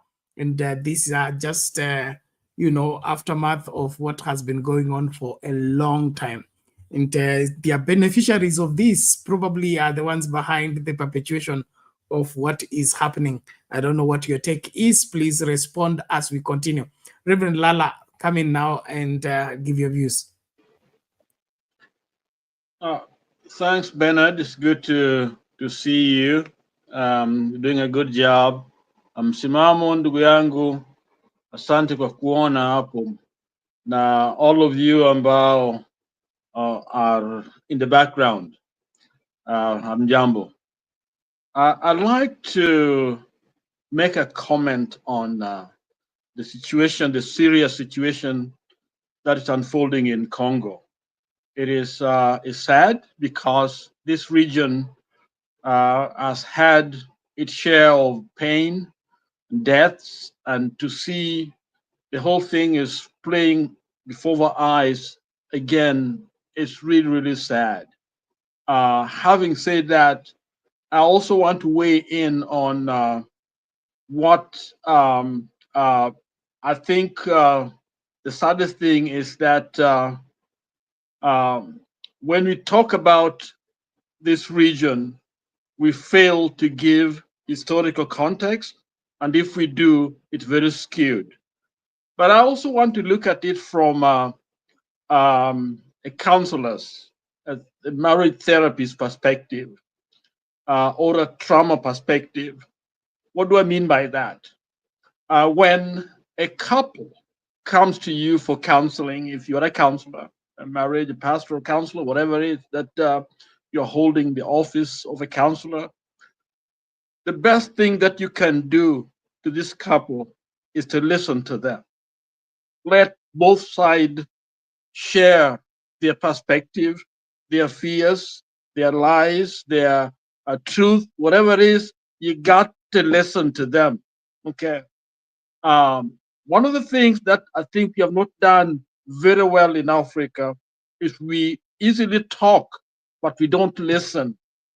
Because if we listen, then we can see the dynamics and the perspective that can help us understand what is at stake here. I think Nyerere was able to help us begin to see the background. One thing that cannot be divorced from this discussion is the role of the foreign powers. Because Congo is rich, and because its natural resources run the world, over 70% of world cobalt come from Congo. It means some of these lithium batteries that we have, which is shaping the future, can cannot do anything if Congo is not at the center. So there are a lot of proxy wars that are engineered from outside that is impacting our ability to be able to solve this problem. Now let's look at Kagame. We may blame him because I think everyone's blaming Kagame, and it's right, we should be blamed to an extent. But Kagame is not the problem. If you take Kagame out today, the problem still remains. Kagame is not the problem. The problem has always been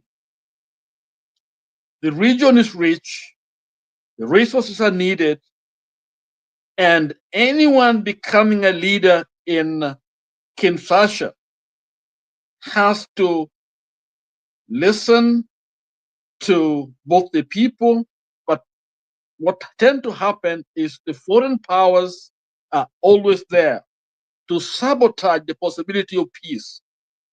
It's clearly a sabotage. And Kenyans and Africans and all of us should understand it, because the more we blame Kagame or we blame Tshisekedi and others, we forget to see the dynamic behind what is going on, which is the interest in those rare minerals in the West and the East. So they are there, okay? So I'm not denying Kagame's role here, but we got to understand what is going on. Kagame has a nation that is very small, okay? And I'm sure he has been benefiting from his own people, because remember, the Rwanda and Congo, that part, are the same ethnic people. So you can't deny the movement back and forth and support here and there. So there's going to be an issue there. So in my mind, to solve this problem, Tshisekedi and Kagame must agree. They must talk. But I'm going to be chewed a little bit here, but I have to say it. I love Tshisekedi. He's a good guy and a good leader, okay? But I think there are so many voices that he has been listening to, especially from the West and East and whatever is talking to him, that he negated on an agreement with the M23 when they're supposed to have been moved in, absorbed into the military to become a Congo, because they are Congolese, okay? But because for some reason, foreign influence that does not want Africa to be one, the region to be one, so that they can control those resources, they were there. And they were able to let him or influence him to change his mind. So these guys, this M23 that was supposed to be incorporated after the war, into the Congolese army, that part was for some unknown reason, he negated on agreement that was made. So these guys came back to the region. Mainly, they were basically from Uganda and some from Congo, and probably Kagame supports them, I don't know. But for all purposes, the place is rich. They can raise money from those mines to build that army. So the possibilities are there, and plus other hands. So here they are strong, but Kagame may have an influence on them. And that influence, together with Tshisekedi, if they can talk, I think that problem can be resolved. But the more others come in, we don't know why they are there, because there are other forces behind that are supposed to be there. Finally, let me say this. When Kabila was a leader, okay, they agreed with other regional leaders to have a fund that was supposed to settle the M23 when Kabila was in power, and was agreed on. And Kabila actually gave $20 million. Kenya and other places were supposed to give the money. The UN, okay, some players there say that they are going to do what? To be responsible for that, the integration of that M23 into the military, into the Congolese army. And then Kabila took the money away, and East Africa and the regional leaders never gave in any money. And the UN failed Congo. They did not do anything about integration. So what was happening is they want chaos so that they can have access to this mineral in that region. So the foreign hand must be pointed out, because if we start blaming Africa to Africa and we fail to see who is pulling string underneath, death will be there. I'm doing some studies right now on Congo myself, and I'm listening a lot. And all of us should actually go and read. Let's not focus on this media stuff. Let's go in the background and understand what's going on in Congo. And that way, we can solve this problem. The people to solve this problem is Museveni, the Tshisekedi and Kagame, plus the regional leaders. Let's put those regional leaders together and come up with something that can be able to help. Or else, these other countries coming in, we don't know who is backing behind them. But the key thing is the minerals in Congo and the interest in those minerals. That's where the problem is coming from. That is my understanding of what's going on there. And the more we point finger at Kagame or Tshisekedi and other people, and then leave out these people who are, thank you, Bernard, for actually sharing that historical, the Moyas and the Nyereres, giving us a perspective there, because people like Mobutu were proxies for some of these people, okay? And so this is a very historical thing. So as a counselor, I think there has to be an understanding where people are coming from. But to sell those M23 to go back to Rwanda, where are they going? That is their home, where they are. No wonder when you look at the picture from coming from Goma, people are welcoming them because they are local people there. So without understanding, I think let's not join the fray of people that don't have clear information on what's going on in Congo and kind of confusing all these things. The interest is there, and all of us are guilty. All the countries, they are guilty because of the minerals. But at the same time, it is all of us that can be able to do it, because in the region, Congo. So if the UN and the US want to help, let the two leaders sit together with the East African leadership, and I think this can be done.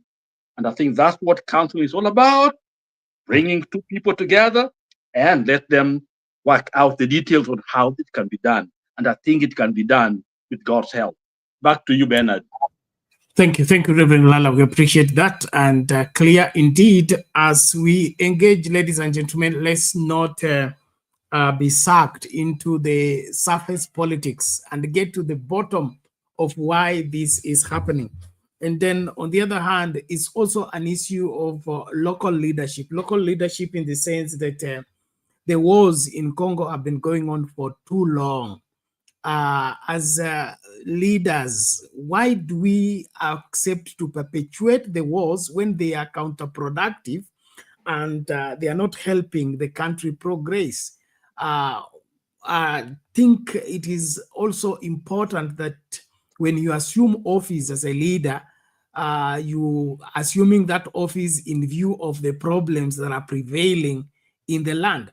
And one way is let's now cut down on the wars, because as it's being reported now, we have over 123 rebel groups within Congo that are fighting.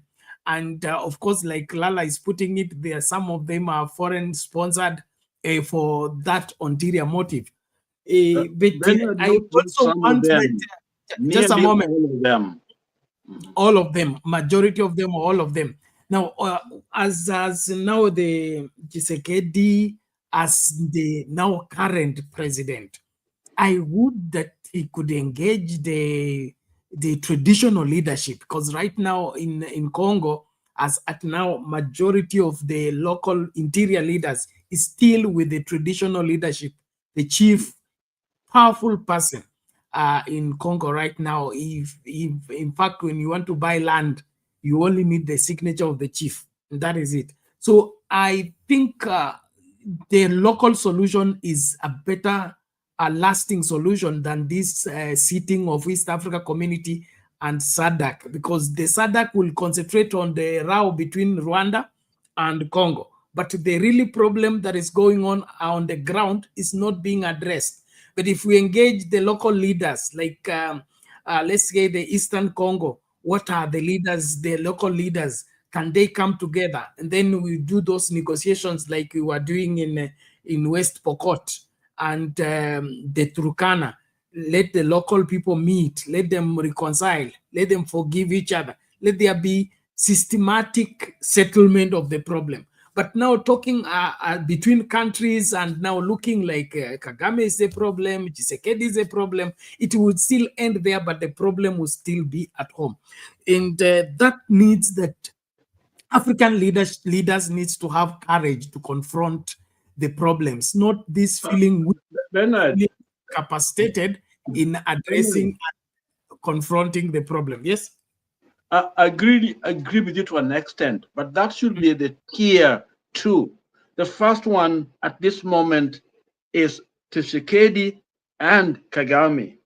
Unilateral cease of hostility, because we know very well that Kagame can talk to the M23. We know that. And I think, you see, when you are wounded, okay, these people have been wounded. When somebody's wounded, they become very dangerous, okay, become very rational.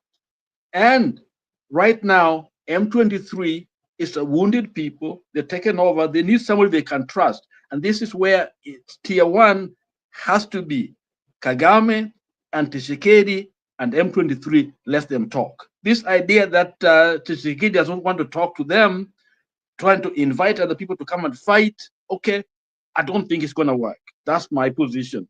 Back to you. So thank you. Msimamo kama unala kutupa hapo ndani tafadhali. Muda ndio huo. Bwana, unajua ni vibaya mno kulipiga jibwa ili hali nyumba inanuka nyama. Ni vibaya mno kulipiga jibwa ili hali nyumba inanuka nyama. So Kagame kwa kiwango fulani, kwa matamshi na ukali huu anaonyesha kuna kitu hapo napo lazima kukiangalie. So mfumo mzuri ambao umeuzungumza, kwanza wazungumze kimtazamo wangu, kwa sababu hata Tshisekedi mwenyewe hii kampeni ya juzi tu alisema nikiingia kwenye mamlaka wa kwanza ni Kagame. So sio kama tunasahau hilo.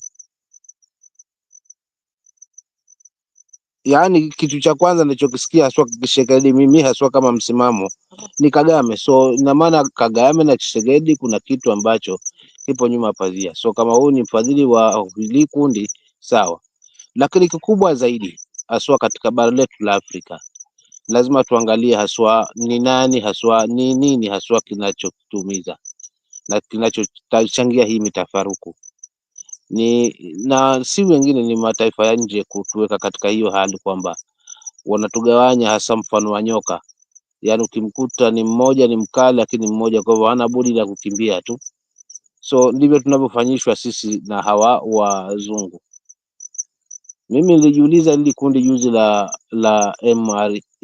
M23, yaani zile uniform wako nazo na silaha wako nazo, nikaa najiuliza zimepita wapi? Je, zimekuja tu kuanguka kutoka mbinguni? Hazijapita katika mipaka yetu katika haya mataifa ambayo yamezunguka haswa Congo. So for real, kama African lazima uzinduke. Tusiseme Congo tu. Congo ni part ya Afrika. Congo inaweza saidia bara letu la Afrika kuweza kusimama lenyewe haswa bila hata kutegemea misaada mingine.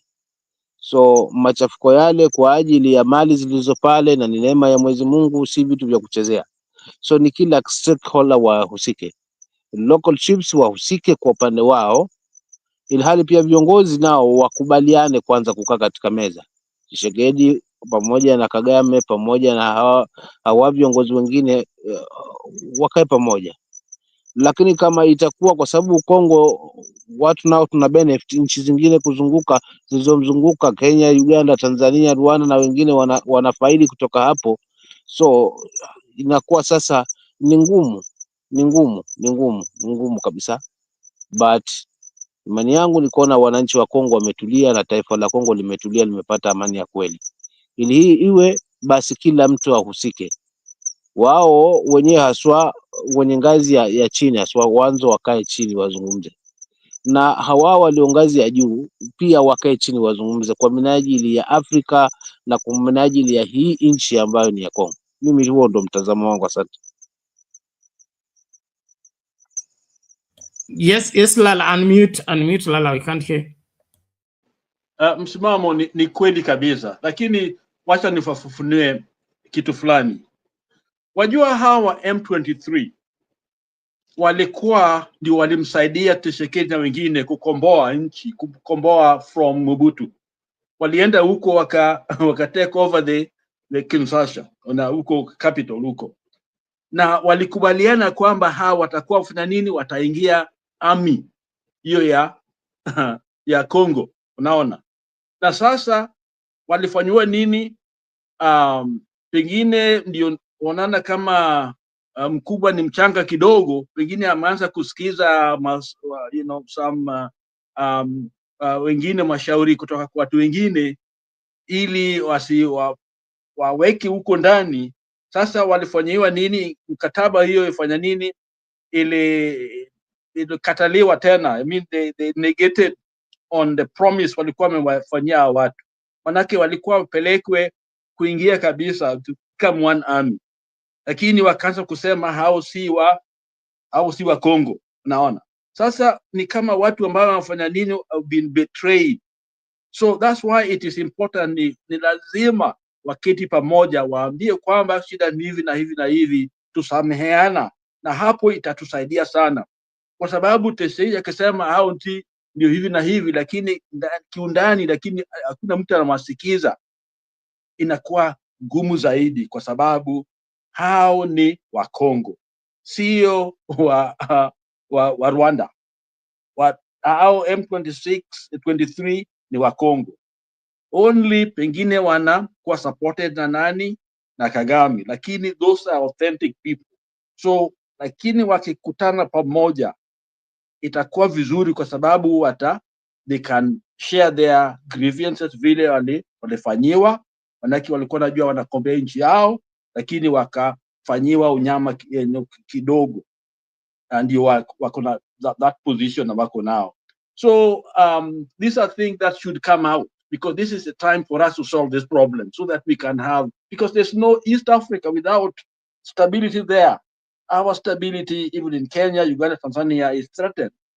This is the only way to African, becoming a powerhouse. Our resources, those are the things God has given us. Okay, so we got to work hard to be able to get these leaders together, and then Bernard Tier 2 is where now they can talk, on that level where the leadership, local leadership, the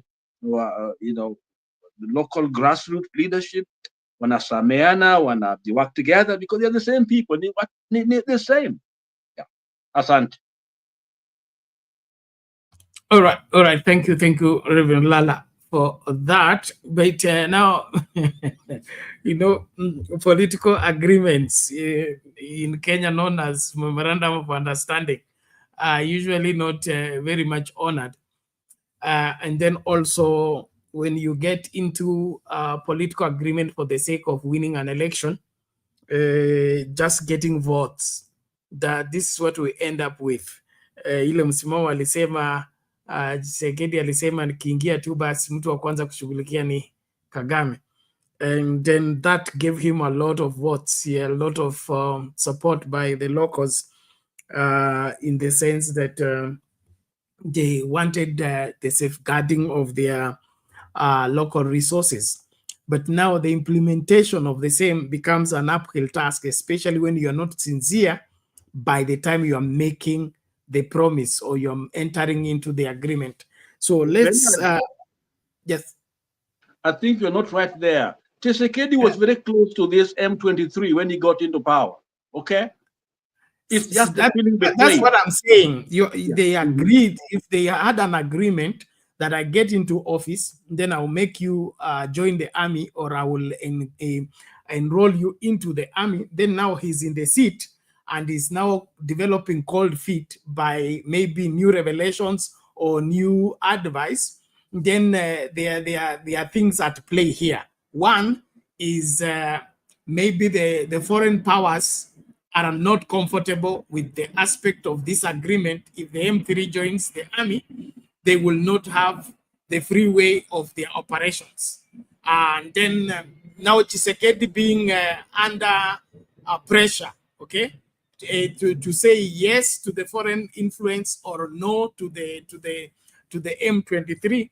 Now he's torn between the two, but it does not in any way change the fact that he gave that promise. And so he will have to displease one person and make the other happy. He cannot please both of these people. But I think it is better for him to sort out the difference within the borders, other than picking on a war with the other side of the border.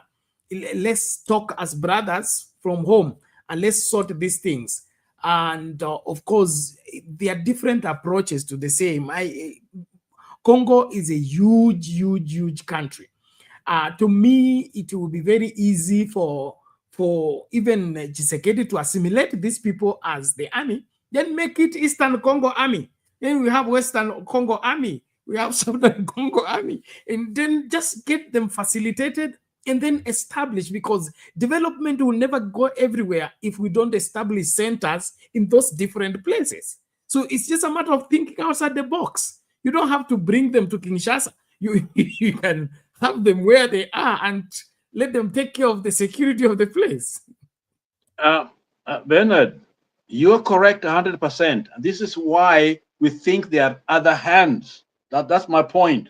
There are hands, actually, they benefit when Africa is chaotic. Because as long as after the death of Lumumba, Congo has never been the same. In fact, in Africa, we are a spare part for the West. So they can, I think it's one of the Dr. Ericana said that at night in Africa, you look at the satellite, there are plane loads that are landing in every night, hundreds of them, to collect that mineral, the cobalt, the coltan, and all of the gold and others, because it's at their mercy. They own those mines, those mines, and those mines are the one fueling the war. Even the rebels, whether M23 and others, they have access to money. When you have access to money, then you have weapons. So it's a matter of just getting the right people to bring you weapons. Okay. And we know that there are people, whether in Rwanda, in Nairobi, and in Tanzania probably very little, and Burundi and other places, that are conduit. They are being used for this by other powers to kind of arm these people. That's why there are so many of those little groups. Okay, that's why those two leadership gotta sit together with the support of the region, and then we can, because it's in our best interest, because that is how we're going to develop when we have those resources within our hands. Okay, this is where Baba can be helpful as the leader when those resources are used for the benefit of African. Because look at the reality is that mineral, we are mining it. At the end of the day, it brings in guns to kill us, and the people are enjoying it. And the West, they are the ones that are, it's over here. So we are there simply to be used and abused. Then why can't we all get together, people together, and promise these people that those minerals will benefit them? The so-called M23, they are the owners of those mines. Okay, the people in Eastern Congo, they are the owners of those mines. Okay, those are the families, because that's their ancestral land. Why can't they feel safe enough, protected, and then we can exploit that resource that God has given us to build our region? Back to you. Okay, thank you, Reverend Lala. We appreciate that, and it's really important that as African leaders, we need to take serious our responsibility as leaders, and not just use the office for the period we are sworn in, and then do very little in terms of helping other people. Those lasting solutions should be the driving force of people getting in office, finding a lasting solution to this constant conflict. And in the issue of Congo, I think we'll dive into this further tomorrow. I'm trying to get one of my friends who is a Congolese who has been active in the knowledge of what's happening to help us make sense of what is practically happening in the land. So probably in the tomorrow show, we'll be able to get him to join and be able to help us look into the matter. But now on the issue of local solution for the local problems, we can go about it chini ya maji. Now that we have Big Brother, and Big Brother is interested in our chicken, is interested in our minerals, is interested in everything. Why can't we come together as Africans and begin to sort these things chini ya maji? That is, talk to each other bit by bit, the Moi style. Call the local leaders of that particular place. Let us look into this thing. Can we get a lasting solution? Then get this one without necessarily needing the cameras or needing the media coverage or even involving foreign help. We are brothers. We are together. Can't we talk and find a lasting solution? Like what there is a particular video that's was being televised about West Pokot, and one person there came out forthright and said the main problem with West Pokot is illiteracy. It's not cattle rustling. It's illiteracy. If we only took those people, those brothers who are killing each other, who are killing people in the name of stealing animals, get them enlightened, that thing will go, because they don't think about life. They don't have a proper, a proper evaluation of the cost. Like somebody said, somebody will walk for 5 days looking for how to steal the animal, but in these 5 days, if we had deployed, he doesn't see that as wasting time, and he doesn't see that as vain investment. But if they are made to understand, these things will solve themselves. So I really would want that as leaders, let's shoulder the responsibility. Let's not pretend and avoid the responsibility. Inaweza kuwa ni ngumu, lakini hizi vikao, kwa mfano as you come in, Reverend Lala, tukianza kufunga Mwalimu Nyerere, okay? Mwalimu Nyerere alitengeneza Tanzania kwa vikao, na hivi vikao vilikuwa kwa muda mrefu, okay? Kila mkoa una uongozi wake, na huo uongozi kuna vile unaingiana na kuna vile unashughulikia masuala huo mkoa. So one way of dealing with the issue in Congo is let kila mkoa, okay, uwe na uongozi, tukuwe na true devolution to the level whereby the governors should be really governors, not this centralized leadership. Kila mtu ako Kinshasa na anaangalia Kinshasa. If we made those wherever counties, if I don't know if they have counties or they have regions, if those regional governments will be able to be empowered, have control, like here in Nairobi. Why should we have Kenya traffic police controlling the traffic, and then we have cities inspectorates, dealing with? Why can't Nairobi be self-sufficient? It has its own traffic control system. It has its own security apparatus and security things like that. So hii story ya wanaitwa ni viongozi wa Afrika kutetemeka kwa sababu mtu mwingine amesimamia usalama ama mtu mwingine amesimamia swala fulani, it should end so that we are safe and secure. Mtu fulani amesimamia east is okay. Mtu fulani amesimamia west is okay. Mtu fulani amesimamia north, that is okay. But this aspect of having to have all the powers on the one table so that you feel in power and feel in control is wrong. Let's devolve, let's delegate responsibility. Let us hasten the process of solving our problem. 60 years plus, we are still on the same place. We must change. Thank you. Reverend Lala, you can weigh on that as we wrap up. Yes, Bernard, I wanted just to make a comment. I pray that is accurate. But if you watch the videos coming out of Goma and the people, refugees are running, many of them, in fact, from the video, the clips and others, how wanaingia Rwanda is safer in Rwanda. So that kind of shows that there is the people are really one, okay? Whether they are Congolese Rwandese or of Rwanda, ethnicity, or the Congo ones, okay? So they find it safer to go into. They give up the army itself, the Congolese army, and they surrender, and they go to they cross the border because it's safer there. And so it seems to me that on the ground there is a good working relationship.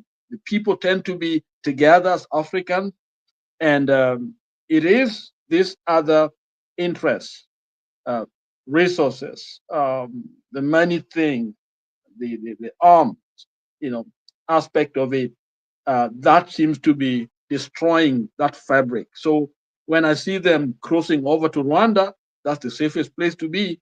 Then I'm wondering if Rwanda is the unsafe one, what's really going on here? And that's why I think leadership need to meet, as soon as possible and sort out this problem. The sight of mercenaries fighting in Africa, it is sad for me to watch. Those guys who are arrested, from their work there is to kill Africans. They hire them in Europe to come and kill, whether South Africa or Europe, to come and kill Africans. It is sad. It's really, really sad because we know very well that their interest is about money.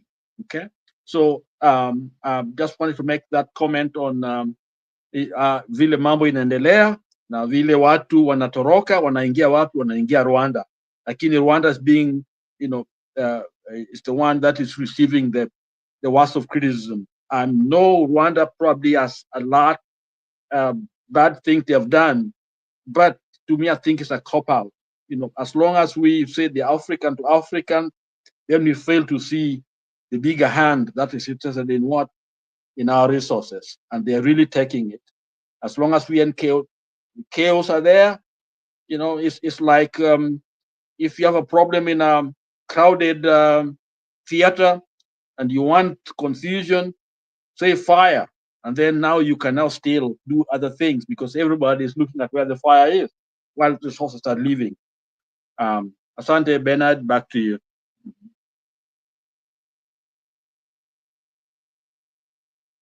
So thank you so much, Reverend Lala. We appreciate that. And ladies and gentlemen, let's continue engaging. Let's, like Reverend Lala gave the challenge, let's read widely so that we can guide on these matters from the point of information. There's a lot of propaganda and a lot of fake news being thrown around. We are settling for it. I think as relevant and committed leaders, let's find out the bottom line of what's happening and then the probable solutions, like what we are talking about. We cannot bring down a mountain as long as you're willing to carry one grain of sand at a time. We cannot solve the whole, we can't bring it down all of it at a go, but if we accept to carry one grain at a time, we will be able to level it. So can we dissect these issues and deal with them from one sector to another, from one segment to another? And that is not just for Congo, even here in Kenya. Okay, there are so many things bedeviling this country that can be easily solved. And easily solved by what? Dealing with one item at a time in one section of the country at a time. Like the water problem in Northeastern. If it is concentrated water problem in Northeastern to be solved, that will just be solved in 3 months. There will be more than enough water in Northeastern. And that's going to solve it's the food insecurity. That's going to solve the power failure in Northeastern and all that. But we avoid that. That's why we are running around launching transformers and toilets, and just to appear you're doing something when you are actually not doing what you are required to do. And so, especially the people who are in devolved segment of leadership, find lasting solutions. There is a reason why the devolution came, so that people can get local solution to their local problems. Take one item and deal with it. If it's education, okay, like West Pokot, it's now 10 years since we had wherever devolution, and Professor Wanyankapo did a good job by investing in education greatly. And let there be a follow-up. Now that we have schools, we have infrastructure, can we now get the boys into classes? Can we get credible teachers to handle them? Can we teach them holistically, not just the syllabus? Those people need to be taught life, need to be taught values of life, need to be taught morality. So the teaching should not be ordinary teaching of preparing for exam. It has to be the building of the whole person, so that there is that coexistence, the value of human life, and the aspect of you cannot trade human life with animals and things like that. So I really would want that if you want to be a leader, accept the responsibility. Stop dodging the responsibility and looking for the easy way out of moving around with the like what we are being treated to. The deputy president, Kithure Kindiki, you spend 20 million on the road to go and launch something for 100,000. For what purpose? That's insulting the intelligence of Kenyans. William Ruto roaming around the country, spending millions on the road to go and launch a tap of water. What for? Can we accept responsibility and really deal with issues that I will have a legacy that I sorted out the agricultural problem? You may fail in education, you may fail in healthcare, but sort out one thing, sort it completely to such a way that we'll remember you for it, not for you to play around with Kenyans' mind, and now you're demanding, already claiming that it is difficult for you to be removed from office. And now the one-term president has become a thorny issue.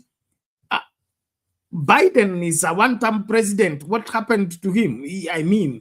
Has he reduced in size, or has he in any way fallen in his dignity and respect as a president for having served one term? There's nothing evil about being a one-term president. But that one term, what did you do? What will you be remembered for? Which lives did you touch positively and help to become better? That's what counts. It's not how long you've been in the office. It's not about 5 years. It's not about 10 years. It is how did Kenyans feel while you are in that office?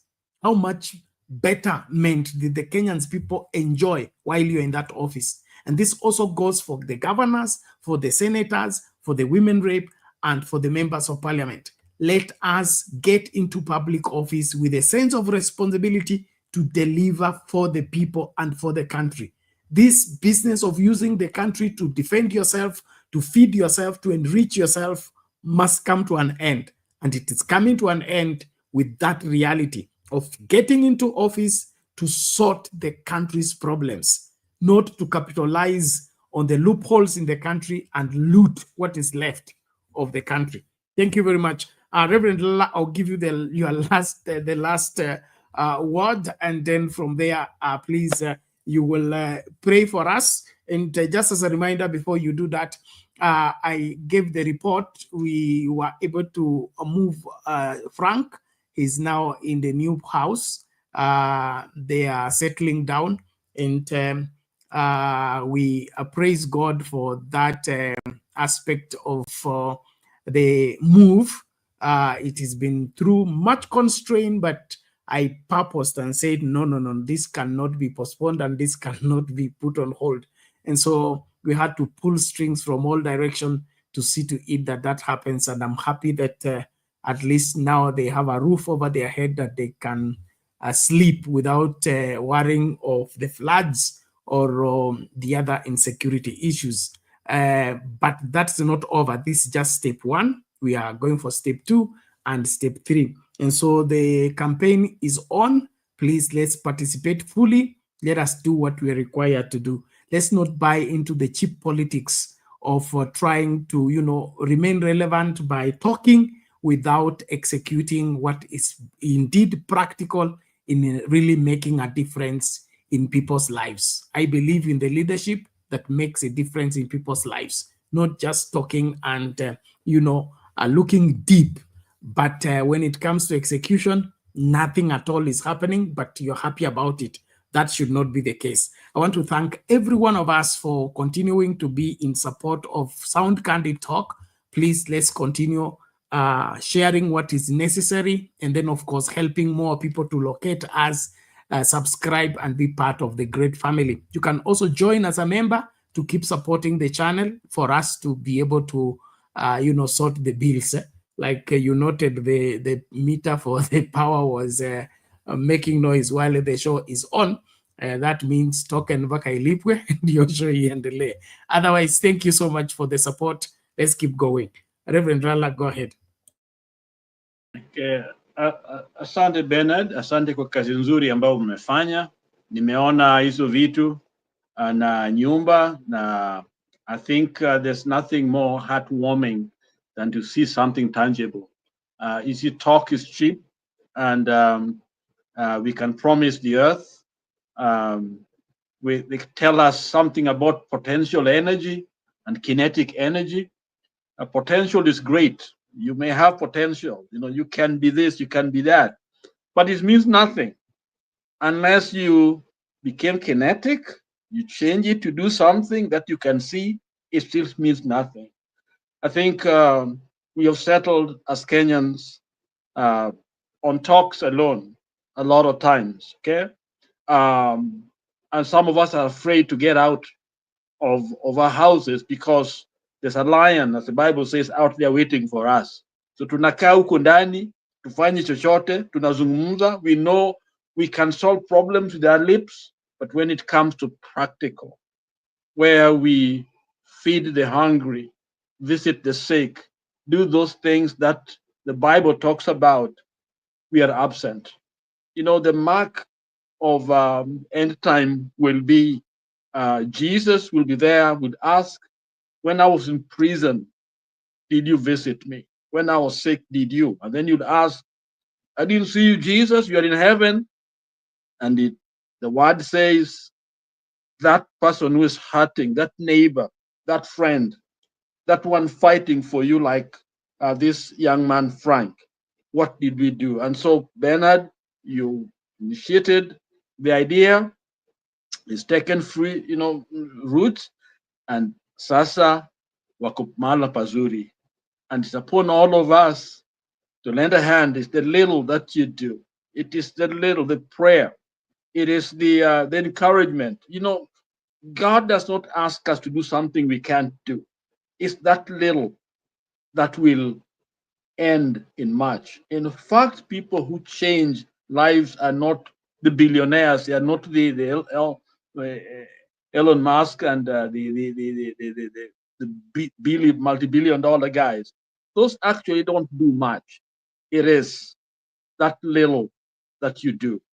It's the light that you shine, that little touch, that you turn on that light and shine with other lights, can be able to create that brightness that now we see the life of this young man.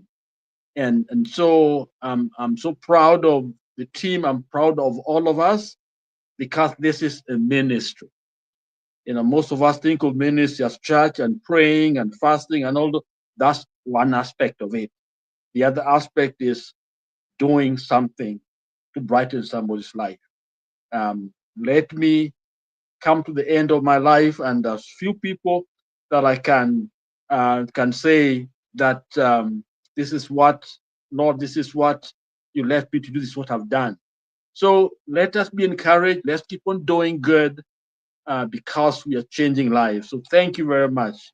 And that was my last word. And on Africa, Let us support each other. The death of one another just shows how far behind we are. There are things that are happening in the continent that cannot happen in any other place, but only in Africa, where they can do it. And they're doing it because we allow them. Let us stand for ourselves, for our brothers and sisters in Congo and any other place.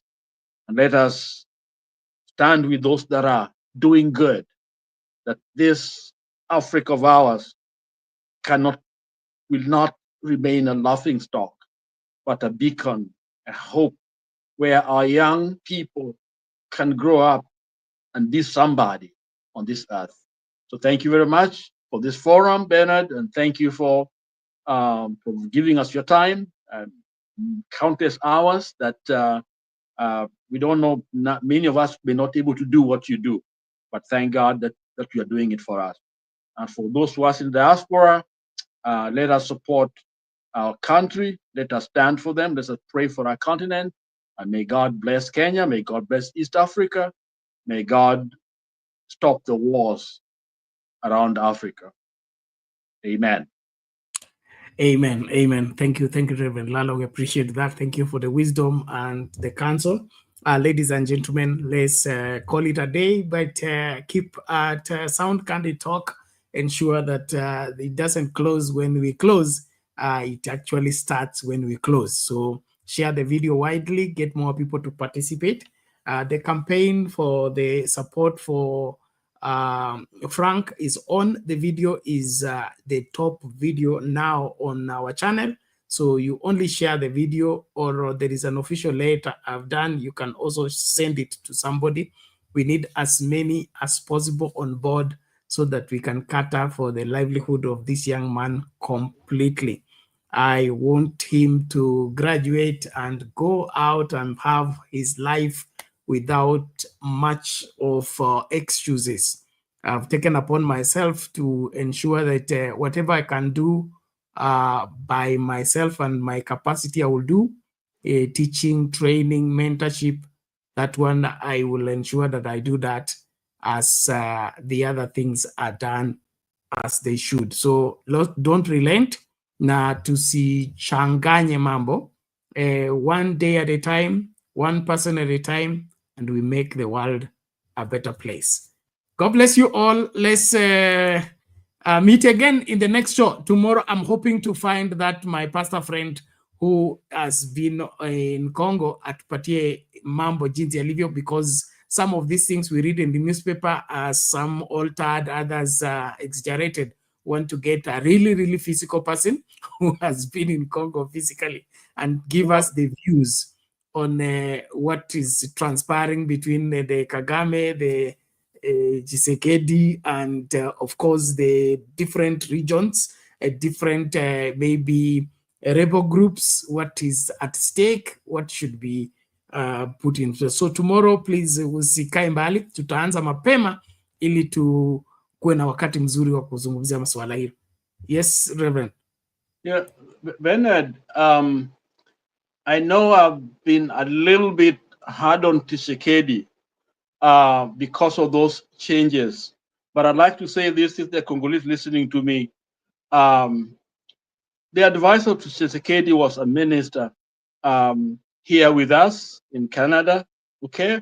And my associate pastor joined him, he's associate pastor over there, and we have been close friends. He's the advisor, spiritual advisor to Tshisekedi. He's in Congo, he's the right-hand man, they grew up together, okay? So people should not think that I'm too critical, therefore I don't appreciate Tshisekedi. I think he's doing the best he could. But at the end of the day, they all have to talk together. So I wanted just to make that comment. Okay, thank you. Sawa. Also make time when we have that pastor. We will also need your input so that we give the proper perspective. The push and pull is clouded into too much political rhetorics that we miss the really point. Like now the SADC are now saying they want to meet East Africa community first and then look into the matter. So it's all about what we complain in church, that committees are only tea, come with tea. So it appears it's another sitting allowance, another taking tea, and addressing exactly what would be happening. Bernard, this is where I'm critical of our leaders, because there are things I know, okay? There's a dispatch from embassies around. So they have actually have access to these our leaders. So when they speak, at times it's not about African interest, but about those foreigners' interest with those deals signed. This is where the problem is coming from. So some of them know the truth, but they don't want to face the truth because they are afraid. And my fear is that some of those leaders in our region have certain interests. This is where the problem comes, because these embassies have kept them, okay? And there's so much that I have access to that I think impacts, their presence, their what they want to do with a tilt towards their individual interests, which is the sad thing. So let's pray for Congo. Those people have been displaced, those who are looking for a place to sleep, and those who have been hurting. There are no hospitals right now. Water shortage, a lot of things going on. I'm monitoring what's going on there. So let's Kenyans pray, all our listeners, pray for that region. And if you can help in one or the other and you're available, please do. And thank you very much. Amen. Thank you, Reverend. Let's link up in the next show. Ladies and gentlemen, God bless you. Tukutane takapokutana.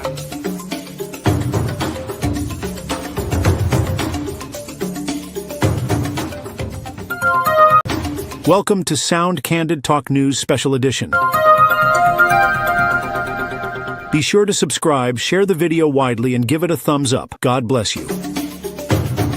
This is the story of Frank Okoth, a 19-year-old Kenyan whose life is nothing short of a miracle and an inspiration. A young man who, against all odds, survived 6 gunshots during the tragic June 26, 2024, Gen Z protests in Nairobi.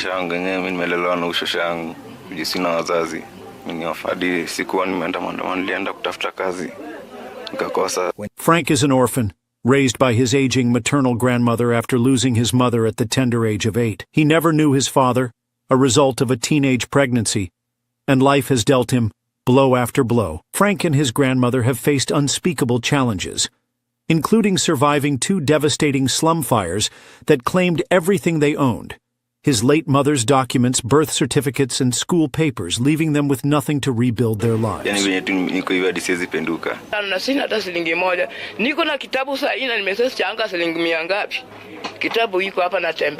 Forced to drop out of school in Form 2 due to a lack of fees, Frank started doing manual jobs to provide for his grandmother. But on June 26, 2024, everything changed. During the protests, Frank joined other Kenyan youth to exercise their democratic rights, peacefully demonstrating against unemployment, rising living costs, and rampant corruption. But the unthinkable happened. Police opened fire on unarmed demonstrators, killing over 20, injuring many, and leaving others unaccounted for.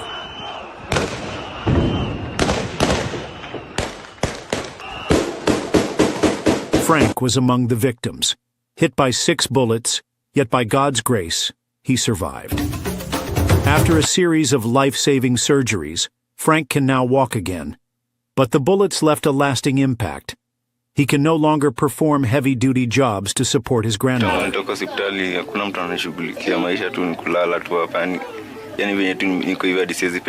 In their iron sheet home, deep in the slum, is inaccessible by vehicles. In case of a medical emergency, help is far out of reach. To make matters worse, the slum is plagued by insecurity, with daily cases of muggings and robberies. Despite all these challenges, Frank dreams of finishing his education, learning a trade, and building a better life for his grandmother, the woman who has stood by him through every storm. This is where we need your help.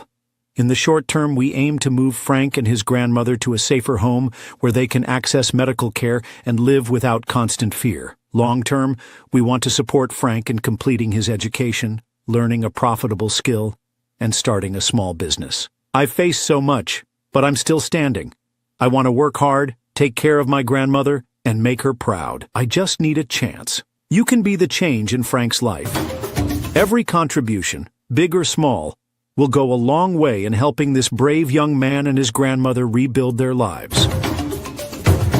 Let's come together and help Frank fulfill his God-given destiny. God bless you. Don't forget to subscribe, like, share this video widely, and stay tuned for more inspiring stories on Sound Candid Talk. Send your donations to Sound Candid Talk, support Frank Okoth account. The link is in the description below. Together, we can make a difference.